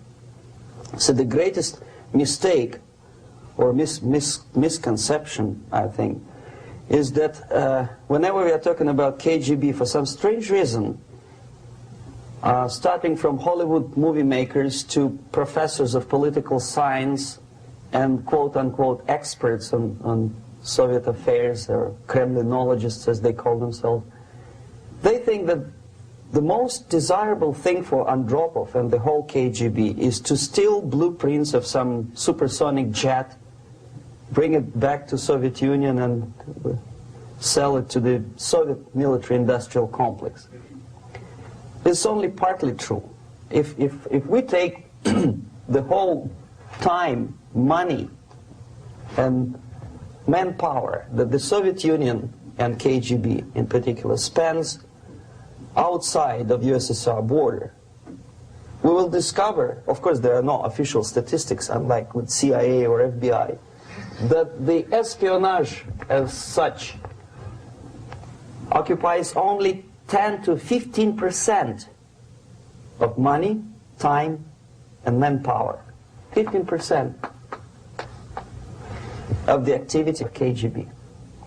The rest, 85%, is always subversion. And unlike a dictionary of English, Oxford Dictionary, subversion in Soviet terminology means always a destructive, aggressive activity aimed to destroy the country, nation, or geographical area of your enemy. So there's no romantics in there, absolutely. No blowing up bridges, no microfilms in Coca-Cola cans, nothing of that sort. No James Bond nonsense. It's most of this activity is overt, legitimate, and easily observable if you give yourself time and trouble to observe it. But according to the law and law enforcement systems of the Western civilization, it's not a crime. Exactly because of misconception, manipulation of terms. We think that subverter is a person who is going to blow up our beautiful bridges. No. Subverter is a student who comes for exchange, a diplomat, an actor, an artist, a journalist like myself was 10 years ago. Now, subversion is an activity which is a two-way traffic. You cannot subvert an enemy which doesn't want to be subverted. If you know history of Japan, for example, before 20th century, Japan was a closed society. The moment a foreign boat comes to the shores of Japan, the Imperial Japanese Army politely tells them to get lost. And if American salesman comes to the shore of Japan, let's say 60 or 70 years from now back, and says, oh, I have a very beautiful vacuum cleaner for you, with the good financing, he says, please leave us, we don't need your vacuum cleaner. If they don't leave, they shoot them to preserve their culture, ideology, traditions, values intact. You were not able to subvert Japan. You cannot subvert Soviet Union because the borders are closed. The media is censored by the government. The population is controlled by the KGB and internal police. With all the beautiful glossy pictures of Time magazine and Magazine America, which is published by the American embassy in Moscow, you cannot subvert Soviet citizens because the magazine never reaches Soviet citizens. It's collected from the newsstands and thrown to garbage can. Subversion can be only successful when the initiator, the actor, the agent of subversion has a responsive target. It's a two-way traffic. United States is a receptive target of subversion. There is no response similar to that one from United States to the Soviet Union. It stops halfway somewhere. It never reaches here. The theory of subversion goes all the way back 2,500 years ago. The first human being who formulated the tactics of subversion was a Chinese philosopher by the name of Sun Tzu.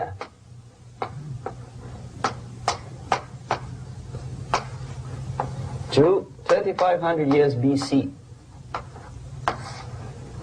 He was an advisor for several imperial courts in ancient China.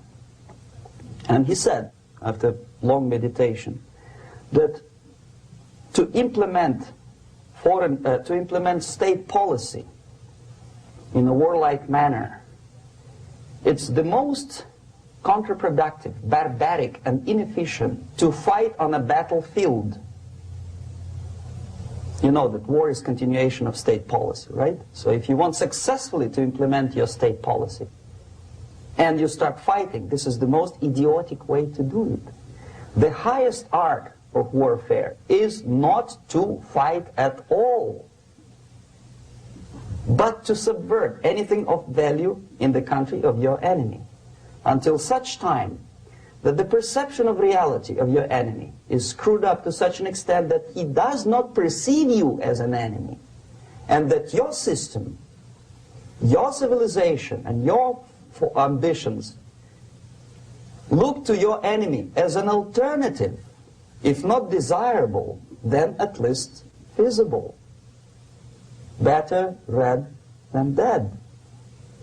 That's the ultimate purpose, the final stage of subversion, after which you can simply take your enemy without a single shot being fired, if the subversion is successful. This is basically what subversion is. As you see, not a single mentioning of blowing up bridges. Of course, Sun Tzu didn't know about blowing up bridges. Maybe there were not that many bridges at that time. But the basics of subversion is being taught to every student of KGB school in USSR and to officers of military academies. I'm not sure if the same author is included in the list of reading for American officers, to say nothing about ordinary students of political science. I had difficulty to find the translation of Sun Tzu in the library of a university in Toronto and later on here in Los Angeles. But it's a book which is not available. It is forced to every student in USSR. Every student who is taught to be dealing further in his future career with foreigners. What subversion is? Basically, it consists of 4 periods, time-wise. If we start from here and go this way, time, right? This is the beginning point. The first stage of subversion is the process which is called, basically, demoralization. It says for itself what it is.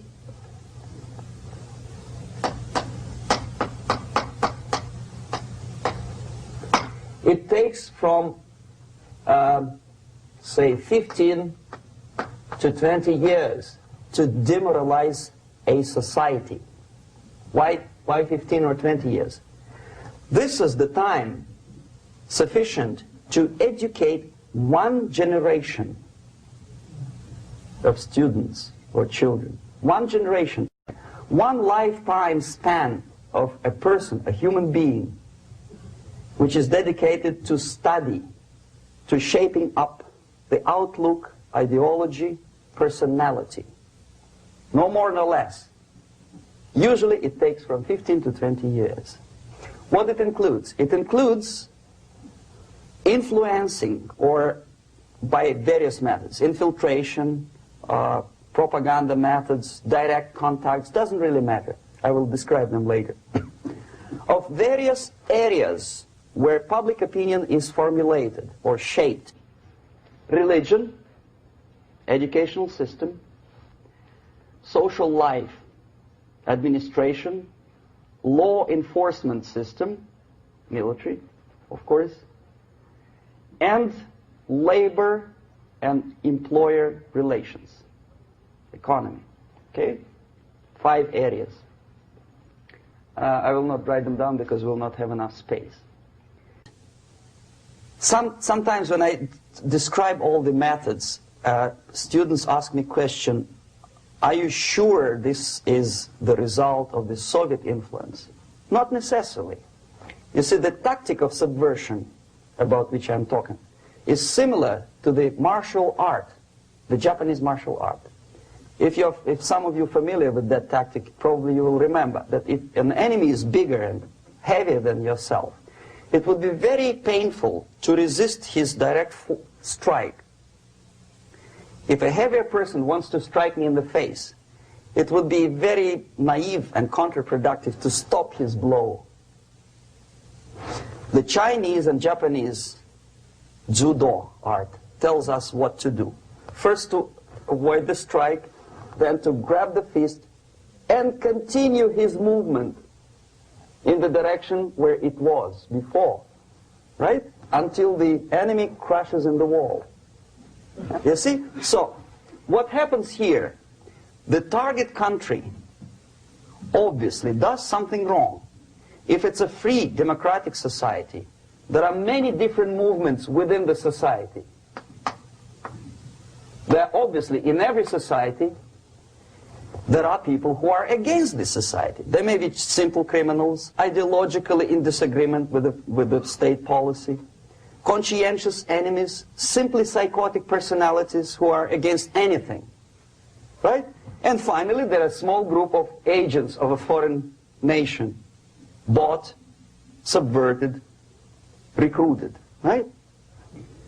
The moment all these movements will be directed in one direction, right? This is the time to catch that movement and to continue it until the movement forces the whole society into collapse, into crisis, right? So that's exactly the martial art tactic. We don't stop an enemy. We let him go. We help him to go in the direction we want them to go. Okay? So, on the stage of demoralization, obviously there are tendencies in each society, in each country, which are going to opposite direction from the basic moral values and principles. To take advantage of these movements, to capitalize on them, is the main purpose of the originator of subversion. So we have religion, we have education, we have social life, we have power structure, we have labor relations, unions, and finally we have law and order. 1, 2, 3, 4, 5, 6. Okay? These are the areas of application of subversion. What it means exactly? In case of religion, destroy it, ridicule it, replace it with various sects, cults, which bring people's attention, faith, whether it is naive, primitive, doesn't really matter. As long as the basically accepted religious dogma is being slowly eroded and taken away from the supreme purpose of religion, to keep people in touch with the supreme being, that serves the purpose. Therefore, replace it, accepted, respected religious organizations with fake organizations. Distract people's attention from the real faith and attract them to various different faiths. Education. Distract them from learning something which is constructive, pragmatic, efficient. Instead of mathematics, physics, foreign languages, chemistry, teach them history of urban warfare, natural food, home economy, your sexuality, anything, as long as it takes you away. Okay? Social life. Replace traditionally established institutions and organizations with fake organizations. Take away the initiative from people. Take away the responsibility from naturally established links between individuals, group of individuals, and society at large, and replace them with artificially, bureaucratically controlled bodies. Instead of social life and friendship between neighbors, establish social workers institutions. People who are on payroll of whom? Society? No. Bureaucracy. The main concern of social workers is not your family, not you, not social relations between groups of people. The main concern is to get the paycheck from the government. What will be the result of their social work doesn't really matter. They can develop all kind of concepts to show to the government and to the people that they're useful. Okay. Away from the natural links. Power structure. Okay. The natural bodies of administration, which are traditionally either elected by people at large or appointed by elected leaders of society, are being actively substituted by artificial bodies. The bodies of people, groups of people, whom nobody elected. Never. As a matter of fact, most of the people don't like them at all, and yet they exist. One of such group is media. Who elected them? How come they have so much power? Almost monopolistic power on your mind. They can rape your mind. But who elected them? How come they have a nerve to decide what is good and what is bad for the elected by you, president, and his administration? Who the hell are they? Spiro Agnew, who was hated by the liberal left, called them a bunch of enfeebled snobs. And that's exactly what they are. They think they know. They don't. The level of mediocrity. In a big establishment like New York Times, Los Angeles Times, major television network, you don't have to be excellent journalist. You have to be exactly a mediocre journalist. That's easier to survive. There's no competition anymore. You have your good, nice income, $100,000 a year. That's it. Whether you are better or worse doesn't really matter anymore. As soon as you're smiling to the camera and do your job. That's it. No more competition. power structure slowly is eroded by the bodies and groups of people who do not have neither qualification nor the will of people to keep them in power, and yet they do have power. Okay. Together with that, there is another process. Law enforcement, law and order organization and structure is being eroded. For the last 20, 25 years, if you see old movies and new movies, you can see that in new movies, a policeman, an officer of the United States Army looks dumb, angry, psychotic, paranoid. A criminal looks nice, kind of, well, he smokes hash and shoots the whatever drug, but basically he's a nice human being. He's creative. And he's unproductive only because society oppresses him.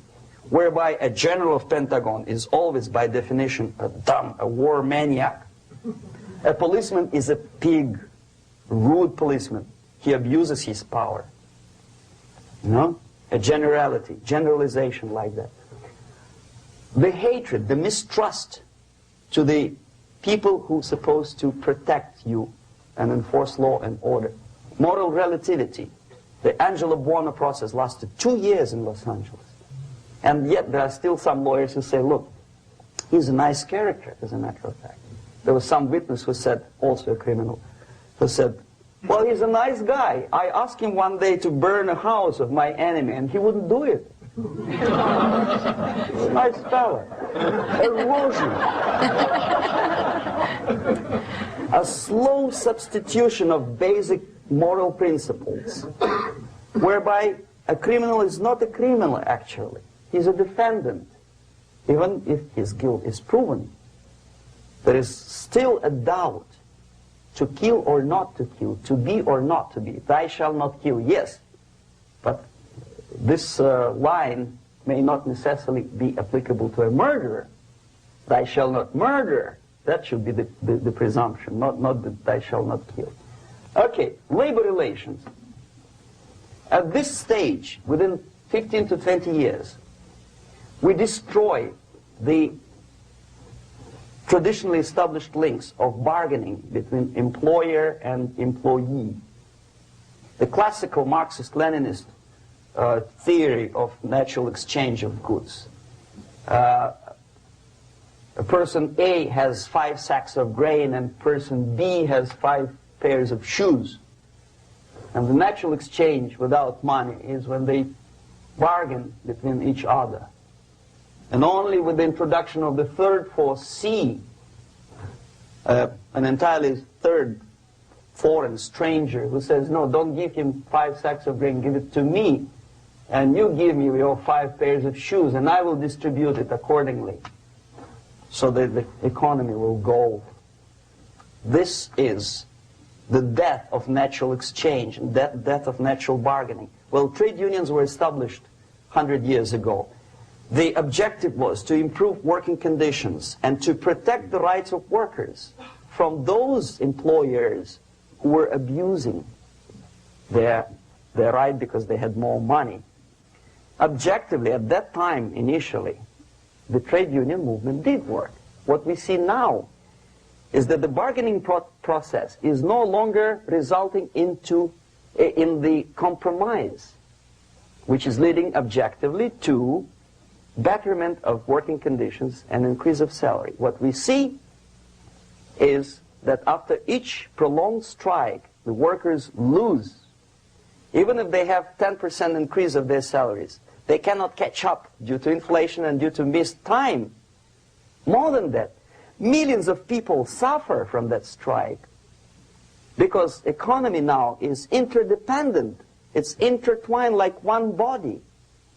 If previously steel workers, say 100 years ago, could strike and nobody would suffer, now it's impossible anymore. If a garbage collector strikes today, the rest of the multi-million city is stinking. I mean, there's no more service. In Quebec, for example, we had the electricians who were on strike in the middle of winter. You can freeze your bottom, and they still were on strike. Did they catch up with the salary? No, they lost. Who benefited? The leaders of trade unions. What is the motivation for strike? Improving of a workers' condition? No, obviously it's not. Then what is it? Ideology. To prove to these capitalists. And the obedient horde of workers, like sheep, follow these people. And they cannot disobey. Why? Because if they do, you know what happens to them. Pickets, murders, shooting truck drivers by picketers. In Montreal, for example, I saw with my own eyes when I was correspondent of CBC International, Canadian Broadcasting Corporation, when the workers of aircraft factory destroyed computers and the equipment in the factory. And the administration employed strike breakers. Their cars were turned upside down and burned. Their houses were burned. Their kids were intimidated. And some victims were there. Of that you can be sure. Why? To improve conditions of workers? No. Ideology. Okay, so this is what happens basically. It may or may not happen without the help of the Soviet Union. But the natural tendencies are being greatly taken advantage of and capitalized by the Soviet propaganda systems. How? Whenever trade union strikes, we have influx of propaganda, mass media, ideological dissemination. The workers' right, and we repeat it like parrots. Yes, workers' right. Whose rights? Workers? No. The only freedom of worker to sell his labor according to his own desire and will is taken away from him. By whom? By trade union boss. Unlimited power is given. Responsibility. I want to sell my labor not for $2.50 an hour, but for $2. I don't have right. My freedom is denied to me. I know that if I sell my work for $2 an hour, not for $3 an hour, I will compete better with the other guy who is lazy and more greedy. I don't need $3. I need only $2. No, I was made to believe by media, by business, by advertising agencies that I need more and more and more. Have you ever heard any advertising on TV to consume less?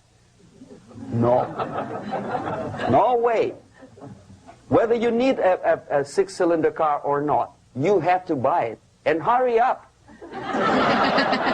When I was driving here on the local radio station, an excited announcer said, "You hurry up, rush and save, save, save. There is a pantyhose sale." Save by buying more. See? Of course. It would be too naive to expect that KGB makes that advertising agency to do such a crazy commercial. No, of course not. But what we did when I was working for Novosti Press, we would snow plow editorial offices, student organizations, religious groups with literature of class struggle. If not directly Marxism-Leninism propaganda, then a propaganda of the legitimate aspirations of working class, betterment of life, equality. Equality, mind you. President Kennedy once said, we will make America to believe that people are born equal. Are people born equal? Is there any mentioning in the Bible or any other holy scripture in any religion, if you don't believe me, go to the library and check it. There is not a single word about equality. Just the opposite. By your deeds, God will judge you. What you do is important. The merit of your personality. You cannot legislate equality. If you want to be equal, you have to be equal. You have to deserve it. And yet we build our society on the principle of equality. We say people are equal. We know it is false. It's a lie. Some people are tall and stupid. Others are short, bold, and clever.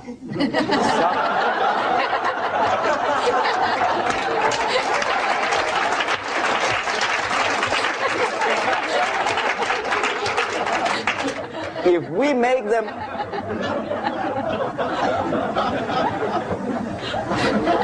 we make them equal by force, if we put the principle of equality in the basis of our socio-political structure, is the same thing as building a house on sand. Sooner or later, it will collapse, and that's exactly what happens. And we, as Soviet propaganda makers, are trying to push you in the direction which you go yourself. Equality, yes, equality. People are equal. Land of equal opportunities. Is it true or not? Think about it. Equal opportunities. Should there be equal opportunities? For me, and for a lazy bastard who comes here from some other country and immediately registers as a welfare recipient benefits? I never received a single dollar. No, sorry, I did receive once. But I never applied for welfare. For the 13 years, I took any job. Security guard, journalist, taxi driver, anything. Well, I was restless, but some people don't like it. They immediately. So why should we have equal opportunities? Why? The equal opportunity to excel. Equal opportunity in equal circumstances, yes, but we know people are different.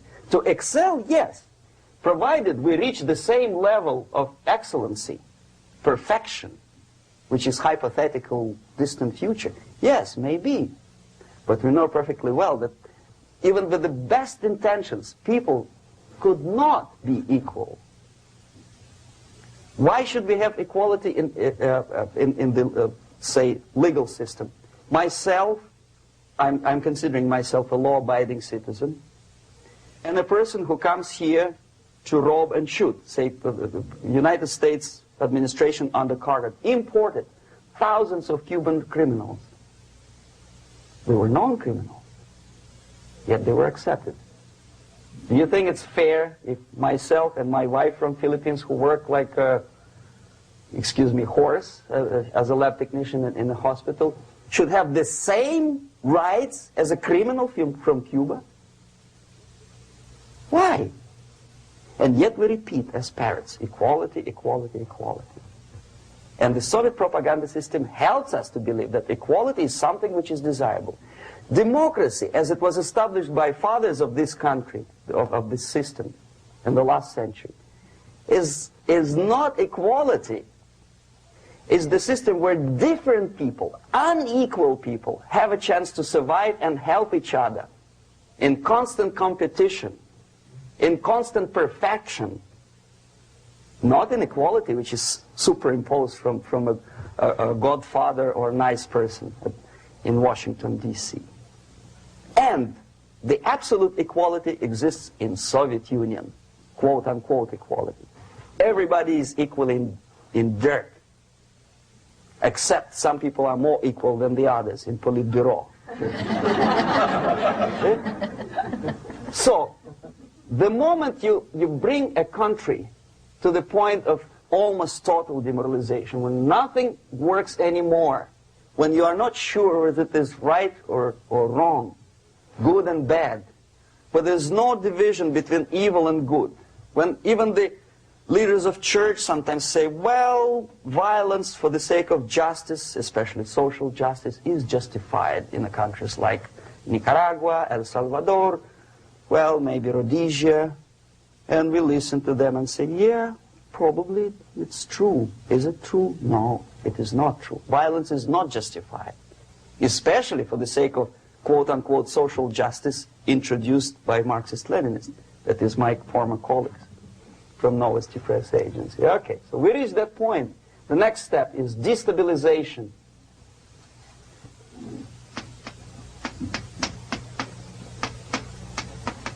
Again, this word says for itself what it is. To destabilize all the relations, all the accepted institutions and organizations in a country of your enemy. How you do it? You don't have to send a battalion of KGB agents to blow up bridges. No. You let them do it themselves. The area of application is, again, it's narrower now. Not like the previous case. The overt legitimate actions of the KGB in this case would be hardly noticeable. There is no crime if a professor who recently went to USSR introduces a course of Marxism-Leninism in a Californian college, for example. Nobody is going to come to his doorstep and say, okay, mister, come, you are under arrest. No, it's not a crime. It's not even considered a moral crime against your country. So the area of application here is narrowing down to economy, again, labor relations, right? To law and order, plus military. And economy, law and order. Yes, and again, the media, but wider scope, a little bit different. I'll explain it later. Okay, basically 3 areas. Economy. The radicalization of bargaining process. If on that stage we still could achieve, theoretically, some positive compromise between the negotiating sides with say, arbitrary, introduction of arbitrary judges, a third side, objectively judging the demands of both sides. Here it's radicalization. On the stage of destabilization, we cannot come to compromise even within a family. The husband and wife couldn't figure out which is better. Husband wants his kids to eat at the table, and wife wants him, a child, to roam around the room and drop food all over the floor. They cannot come to compromise unless they start a fight. It's impossible to reach a compromise, constructive compromise, between neighbors. Some people say, I don't like you to watering your lawn at that time because exactly at that time I'm walking my dog and he's getting nervous. He cannot pass his bowels, you know. So they cannot compromise. They go to a civil court or something like that. Radicalization of human relations. No more compromise. Fight, fight, fight. The normal, traditionally accepted relations are destabilized. The relations between teachers and students in schools and colleges. Fight. The relations between, in economical sphere, between laborers and employers are further radicalized. No more acceptance of the legitimacy of demands of workers. Unlike Japanese, with the theory Z, if you ever heard about it, where the workers are involved in decision-making process, therefore they don't have moral incentive to fight their bosses. In the United States, it's just the opposite. The harder is the fight, the better. The more heroic they look. When the Greyhound network was on strike recently, the correspondents of local TV networks all over the United States were approaching these strikers, and they say, oh yes, we are doing something nice. They look like heroes and they were proud. There was some family, the husband was bus driver. Now they decided in a protest against the bosses to camp somewhere in the forest. And they were presented to the audience as a heroic, nice people. You see? The violent clashes between passengers, picketers, and the strikers are presented as something normal. 10, 15, 20 years ago, we would be angry, say, why so much hatred? Today we are not. We say, well, it's commonplace. Radicalization, militarization sometimes. As I explained on that stage, I took a step a little bit further. Shooting people. Okay, law and order now also is pushed into the area where previously people settled their differences peacefully and legitimately. Now we are getting with this court cases in the smallest irrelevant cases. We cannot solve our problems anymore. The society at large becomes more and more antagonistic between individuals, between groups of individuals, and the society at large. The media puts himself in the opposition to the society in general, at large. Separate, alienated. Okay? On that stage, you remember I was talking a couple of hours ago about the sleepers That's when the students from, say, United States, if they are trained in Lumumba University, or developing nations, that's the students I was dealing with, are being sent back from the Soviet Union here. Or if they were already in the United States, in the country which is an object of subversion, they spring to action. The sleepers go up. They slept for 15 to 20 years. Now they become leaders of groups, preachers, I don't know, public figures. Prominently they actively include themselves in a political process. All of a sudden we see a homosexual. 15 years ago he did his dirty job and nobody cared. Now he makes it a political issue. He demands recognition, respect, human rights, and he rallies a large group of people. And there are violent clashes between him and police, his group and ordinary people, no matter what. It's black against white, yellows against green, doesn't matter where the division line goes. As long as this group come into antagonistic clash, sometimes militantly, sometimes with firearms, that is destabilization process. The sleepers, many of whom are simply KGB agents, become leaders of the process of destabilization. Doesn't mean that Comrade Andropov sends Comrade Ivanov to the United States. The person who takes care is already here. He is a respected citizen of the United States. Sometimes he gets money from various foundations for his legitimate struggle for, I don't know, human rights, women's rights, kid lib, prison lib, whatever. There are sympathetic Americans who donate their money to him. This stabilization process usually leads directly to the process of crisis. In case of developing nations, that's the area where I was active. The process starts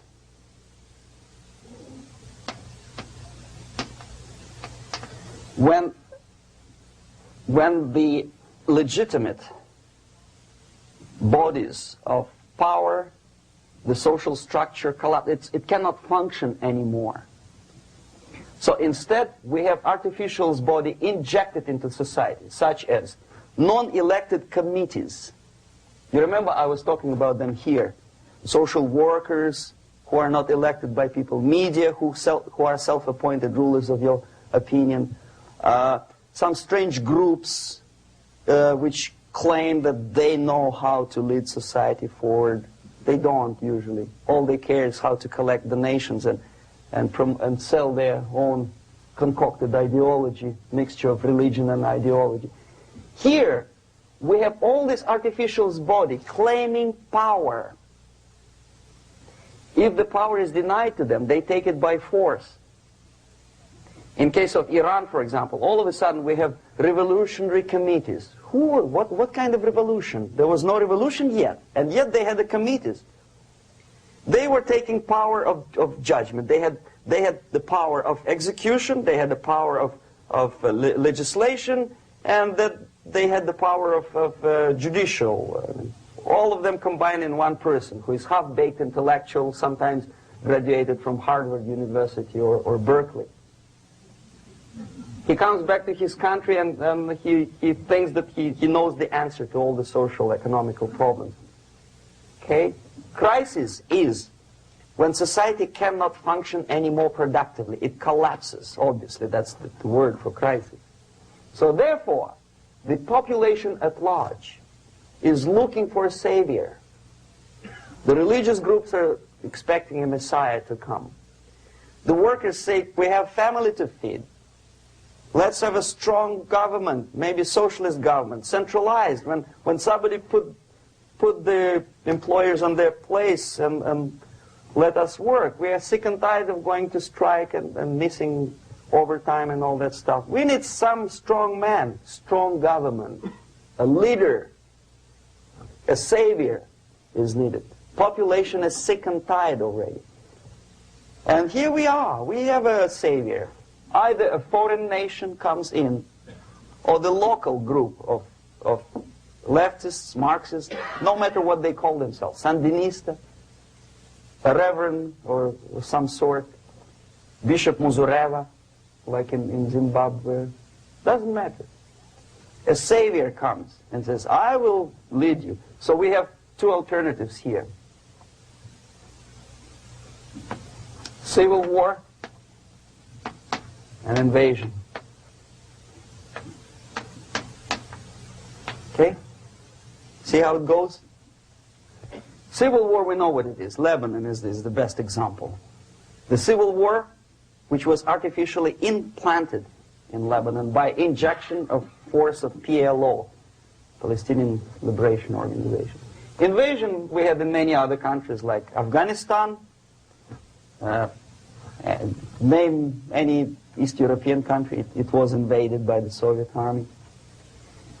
But the result is the same. The next stage is normalization. Normalization is a very ironic word, of course. It is borrowed from 1968 situation in Czechoslovakia, when the Soviet propaganda and after them New York Times declared the country is normalized. The tanks moved into Prague, so there is no more Prague Spring, there is no more violence. Normalization. At that stage, the self-appointed rulers of the society don't need any revolution anymore. They don't need any radicalism anymore. So this is the reverse from destabilization. Basically, it is stabilizing the country by force. So all these sleepers and activists and social workers and liberals and homosexuals and professors and Marxists and Leninists are being eliminated physically sometimes. They've done their job already. Okay? They are not needed anymore. The new rulers need stability to exploit the nation, to exploit the country, to take advantages of the victory. Okay? So no more revolutionaries, please. And that's exactly what happens in a number of countries. You remember Bangladesh? This is the crisis in which I was instrumental. First they had Mujibur Rahman. In 1971, he was the leader of People's Party, Awami League, with mustache like Stalin. He was in Russia many times. In 5 years, he was shot by his former colleagues, Marxists. He fulfilled his function. In Afghanistan, it happened 3 times. First there was Taraki, then there was Amin, now there's Babrak Karmal. They killed each other successively, one after another. The moment he fulfills his duty, the first one demoralized country, the second destabilized, the third one brought it to crisis. Goodbye, comrades. Babrak Karmal comes from Moscow and put into the seat of power. Same thing happened in Grenada recently. Maurice Bishop, Marxist, was killed by Austin, what's his name, General something, who was also a Marxist. Right? So no more revolutions, please. Normalization now. From now on, no more strikes, no more homosexuals, no more women lib, no more kid lib, no more lib, period. Good, solid, democratic, proletarian freedom. That's it. Now, to reverse this process takes enormous effort. When today, United States had to invade Grenada to reverse the process of subversion. Some people say, boy, this is not good, it's not kosher to invade the beautiful country, island of Grenada. Well, why didn't you stop the process here, when Grenada was just approached by leftists? Why not to prevent Maurice Bishop to come in power in the first place? Did Grenadians want him? Very questionable. They didn't know who was Maurice Bishop in the first place. He came to power by coup d'etat himself. Okay? No, we let the situation develop further and further and further until the crisis and normalization very soon. And then the United States decided to invade country, discovering that the country was absolutely a military base for the Soviet Union. Of course it's a drastic measure. Of course it's a pity that Marine Corps had to lose, what, 17 lives. Very bad. Why not to stop the process before it comes to crisis? Oh no, intellectuals will not let you. It's interference into domestic affairs. They are very careful not to let American administration to interfere in domestic affairs of Latin American countries. They don't mind Soviet Union interfere in these affairs. Okay. So to reverse this process, from here, it takes only and always military force. No other force on earth can reverse this process at this point. At this point, it does not take military invasion of the United States Army. It takes strong action, like in Chile, a CIA covert involvement to prevent the savior from outside to come into power and to stabilize country before it erupts into civil war. Okay? Support the right-wing conservative forces. By money, by crooks or love, doesn't matter. Stabilize the country. Don't let the crisis develop into civil war or invasion. Oh no, your liberals will say it's against the law. The Congress will not appropriate money for covert actions of CIA. Why not? Should we wait till the normalization come and Soviet tanks land in Los Angeles airport? Now, at that point, at the point of destabilization, also the process could be reversed. Again, easily than this. No CIA involvement at this point. You know what it takes here? Restriction of some liberties for small groups which are self-declared enemies of the society. As simple as that. Oh no, the media and liberals will tell you this is against the American Constitution. How can we, by force, deny the civil rights to criminals, for example? It's not good. Okay? So we allow them to. Okay, if you allow the criminals to have civil rights, go on and bring the country to the crisis. This is a bloodless way to do. Curb the rights. I mean, not to put them in prison. No, I'm not talking about putting all the gays from San Francisco in the concentration camp. Do not allow them to take political force. Do not elect them to the seats of power, whether it is municipality level, state level, or federal level. It has to be beaten in the heads of American voters that a person like that in the seats of power is an enemy. Do not be afraid of this word. It is an enemy. If he is not an enemy here, he will be here.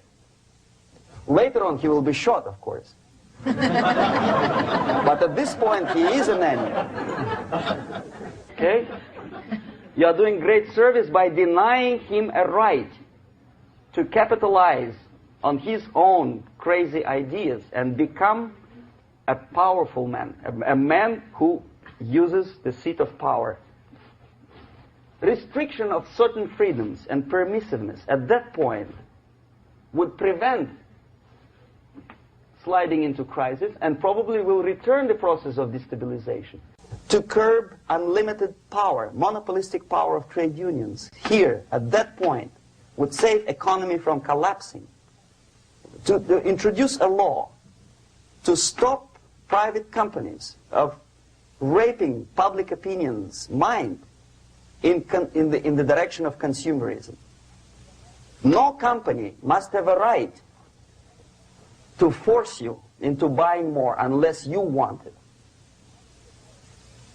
There must be a law.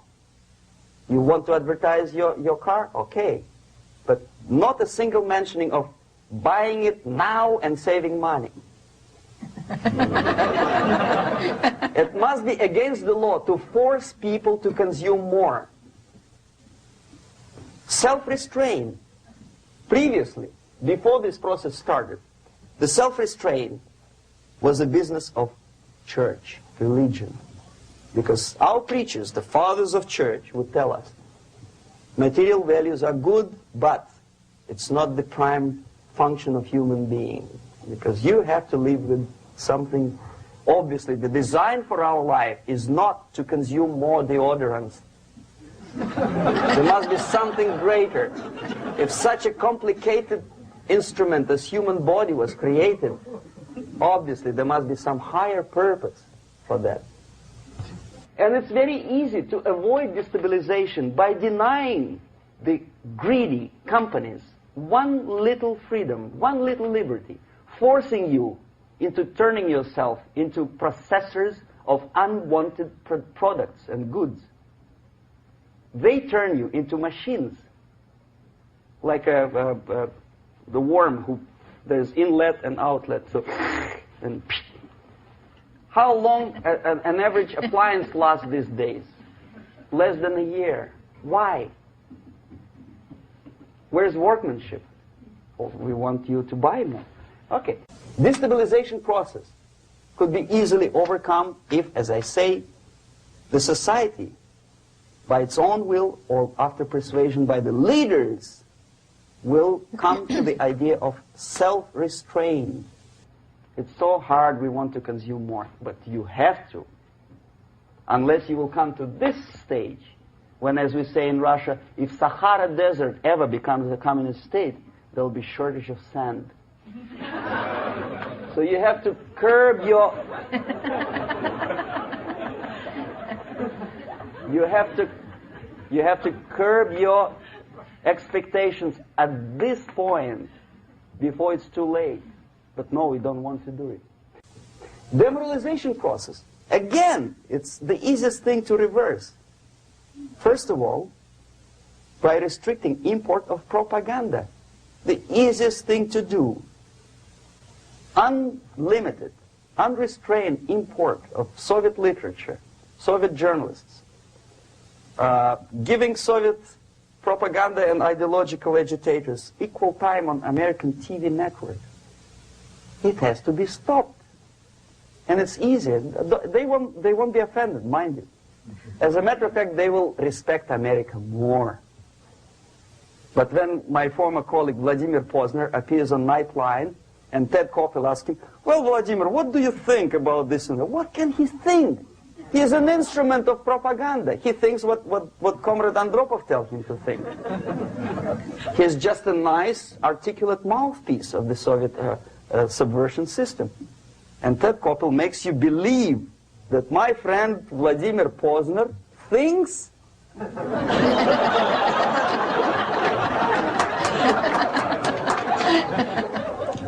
the process of demoralization may not have started at all if at that point the country, which is a recipient of subversion, actively, not violently, but actively, prevents importation of foreign ideology.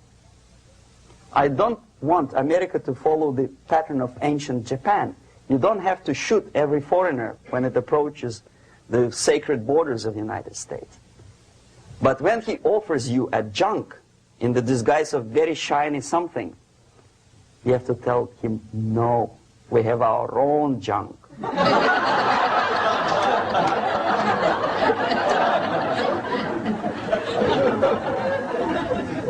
If at that point the society is strong, brave, and conscientious enough to stop importation of ideas which are foreign, then the whole chain of events could be prevented. Recently I've been to Philippines, and I was shocked how in big cities like Manila, children listen to deafening music. A melodious nation with long traditions of good, nice ethnic music, introduced by Spanish long time ago, maybe 2 centuries, 3 centuries ago, I don't remember how long. All of a sudden listen to musical garbage, blasting their radios at full blast, at full volume. Why? In India, I spent many years watching the reactions of Indians walking out of movie theaters after seeing Hollywood production. They couldn't figure out why Americans are so wasteful. They smash their cars, their shiny cars, every 5 minutes. How come they shoot each other for $500,000? Is it true that they're so obsessed with sex? Can you imagine showing a movie where each 5 minutes there's a copulation on the screen to a country like India with long tradition of respect to these private matters, or to Pakistan, And United States expect these people to respect you? No way. Oh yes, they will see the movie. They'll pay 5 rupees to see that garbage. But they walk out and will tell their kids, don't respect Americans. Don't be like Americans. See? So, the process of demoralization could be stopped right here, both as an expert and as an import.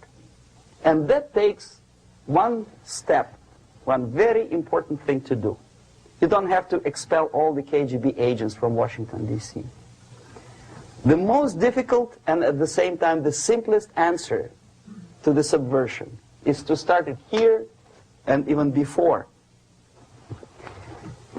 by bringing back the society to religion, something that you cannot touch and eat and put on yourself, but something that rules society and makes it move and preserve it.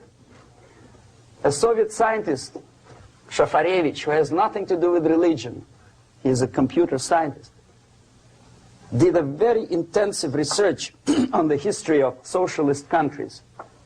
He calls socialist or communist any country with a centralized economy and a pyramidal style of power structure.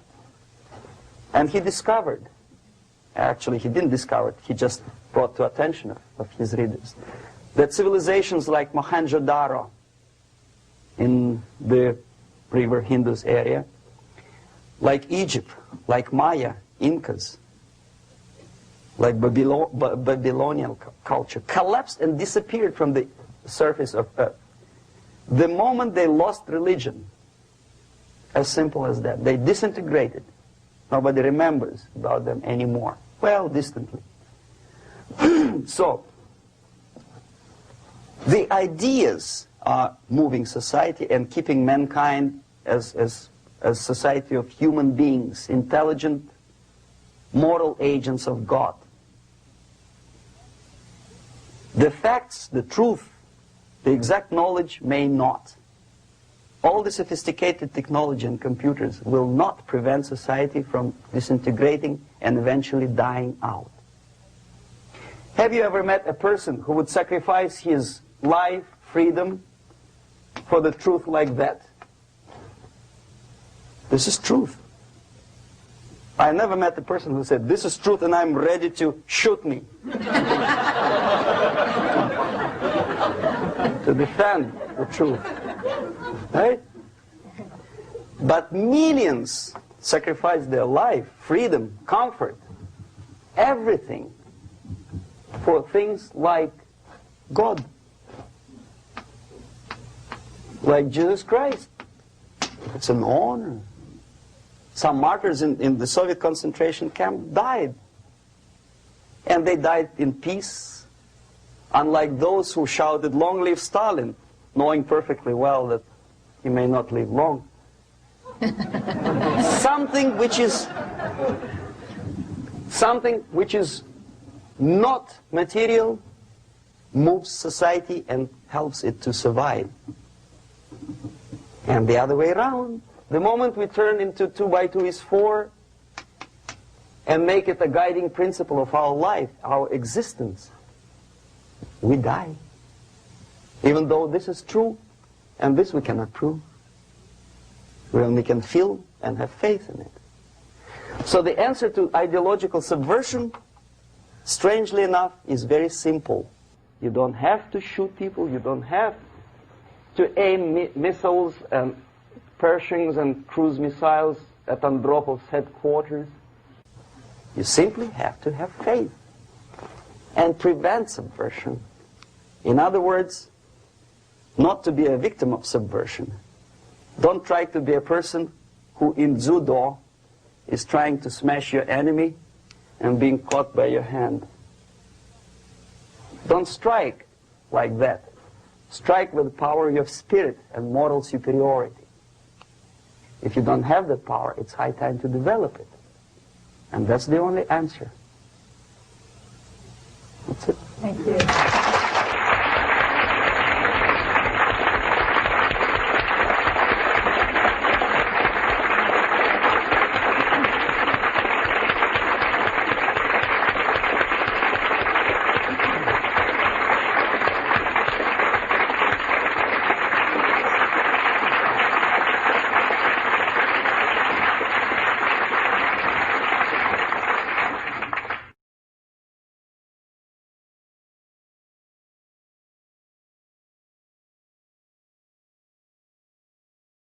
the basic methods are not that much different from activities of any public relation officer from any big company. Say Coca-Cola, I bet. They have their own department of public relations and press relations.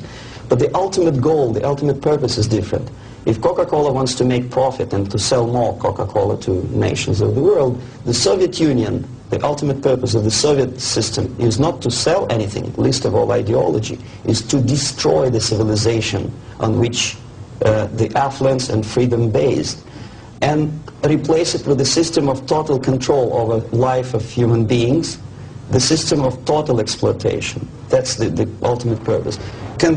My specific measures, which I was forced to do, unwillingly of course, but I had to do them just to promote myself further and further, is bribery, corruption, befriending politicians, members of parliament, influential scholars, members of civil service, businessmen. In other words, anyone who has anything to do with shaping of public opinion in the interests of the Soviet foreign policy. That would include a long process which sometimes is unnoticeable to an average person. It's a long-term process which is called ideological subversion. It's unnoticeable as movement of a small hand of a clock. You know it's going around, but even if you watch it intensely, you don't see the movement. The eventual result is befriending these people and trying to get them involved in the activity in the interests of the Soviet foreign policy. The immediate impulse when I learned that the Soviet Embassy, Department of Research and Counter-Propaganda, of which I was a deputy chief, is engaged neither in research nor in counter-propaganda. It is a department which is compiling information of private nature on individuals divided in two groups, good boys and bad boys. The sympathetic people were promoted in media and public life. The people who were opposed to the Soviet foreign policy were blackwashed, blackmailed, and destroyed, first morally and sometimes physically too. Understanding of what I was doing came to me when I looked through a press release of United States Information Service describing an incident in a South Vietnamese city of Hue, captured by communists from Hanoi for 48 hours. Then it was recaptured by United States and South Vietnamese armies, and to their horror they discovered that within 2 nights the communists could manage to round up more than 15,000 people and execute them. Most of these people were either sympathetic to United States or to the Western culture, or directly involved in activities supporting United States President in South Vietnam, agents of CIA naturally, even barbers because they know too much. They were executed, and United States intelligence couldn't figure out how could they possibly do it in such short period of time. Later on they discovered, they found out from several defectors that long before communists occupied that city, there was an extensive omnipresent network of informers who knew exactly the addresses, the names, the whereabouts of each individual who was later executed. When I turned to my own files, I discovered that basically that information exists in my department. So it doesn't take much intelligence to understand what I was doing in India. I was compiling information. Comes revolution, these people would be executed. Indirectly, I was involved in a criminal activity, in mass murder. I decided to defect and explain it to Americans, and the response I already described. I was called a paranoid. But I decided to defect and try nevertheless. There's another long story. It's virtually impossible to defect in India simply because Indian government, under pressure from the Soviet government, if you can call them government. I don't call them government, I call them junta. They adopted a law as early as in 61 or 62, after Stalin's daughter defection especially. That law states that no embassy, no foreign legation on the territory of Indian Republic has the right to extend political asylum to any defector from any country, which is very It's a masterpiece of hypocrisy. No other defector but a Soviet one needs a political asylum. If you are a Canadian or American, if you want to be nasty to your own government, the maximum you can do is just to pick up a phone and make a dirty phone call to your ambassador. Buy yourself a ticket and get lost. What happens to a Soviet defector under that law? If I knock a door of United States Embassy, by that law, the American diplomats have to turn me back to the Indian police, and Indian police takes me back directly back to the Soviet embassy. And that's the end of my defection.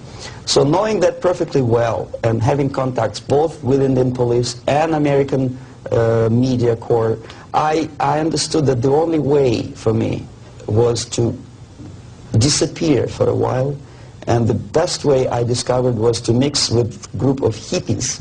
Mind you, that was the time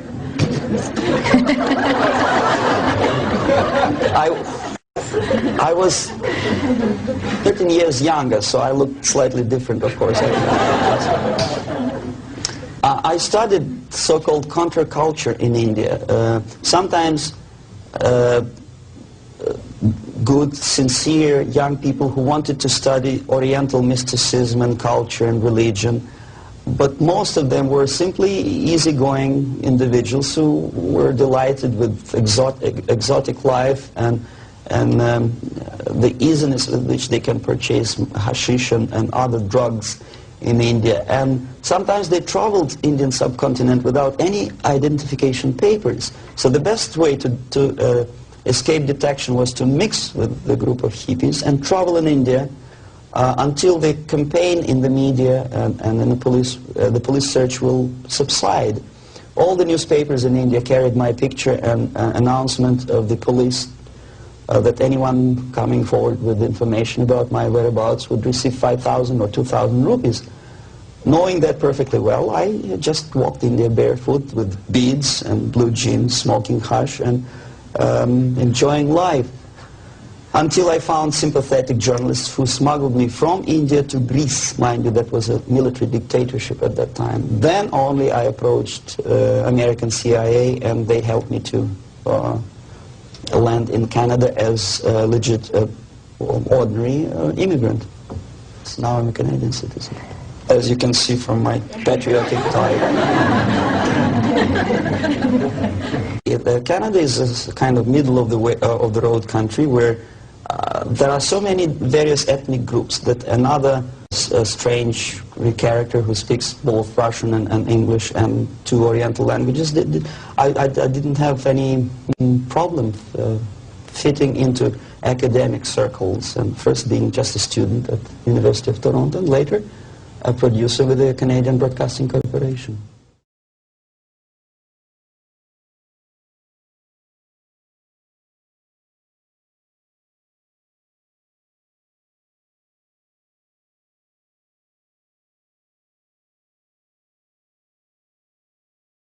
If it's a free, democratic society, there are many different movements within the society.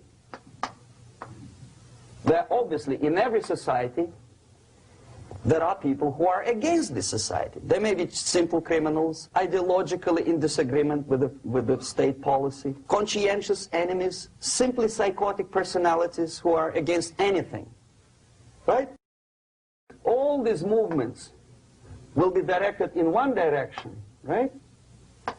This is the time to catch that movement and to continue it until the movement forces the whole society into collapse, into crisis.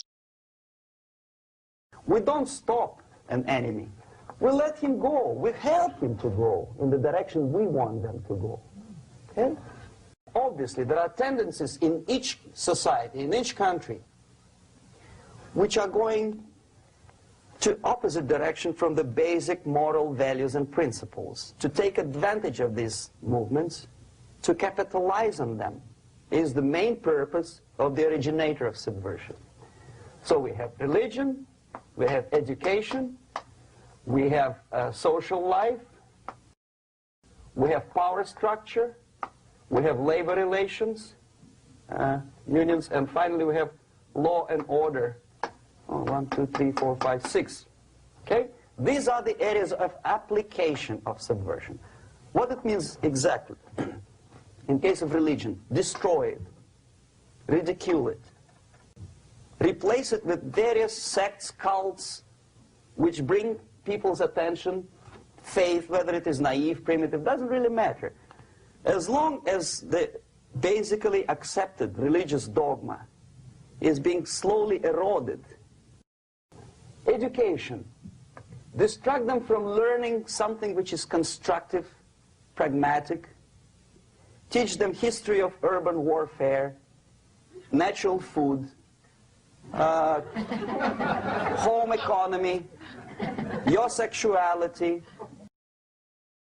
anything, as long as it takes you away, okay? Social life. Replace traditionally established institutions and organizations with fake organizations. Take away the initiative from people. Take away the responsibility. Power structure.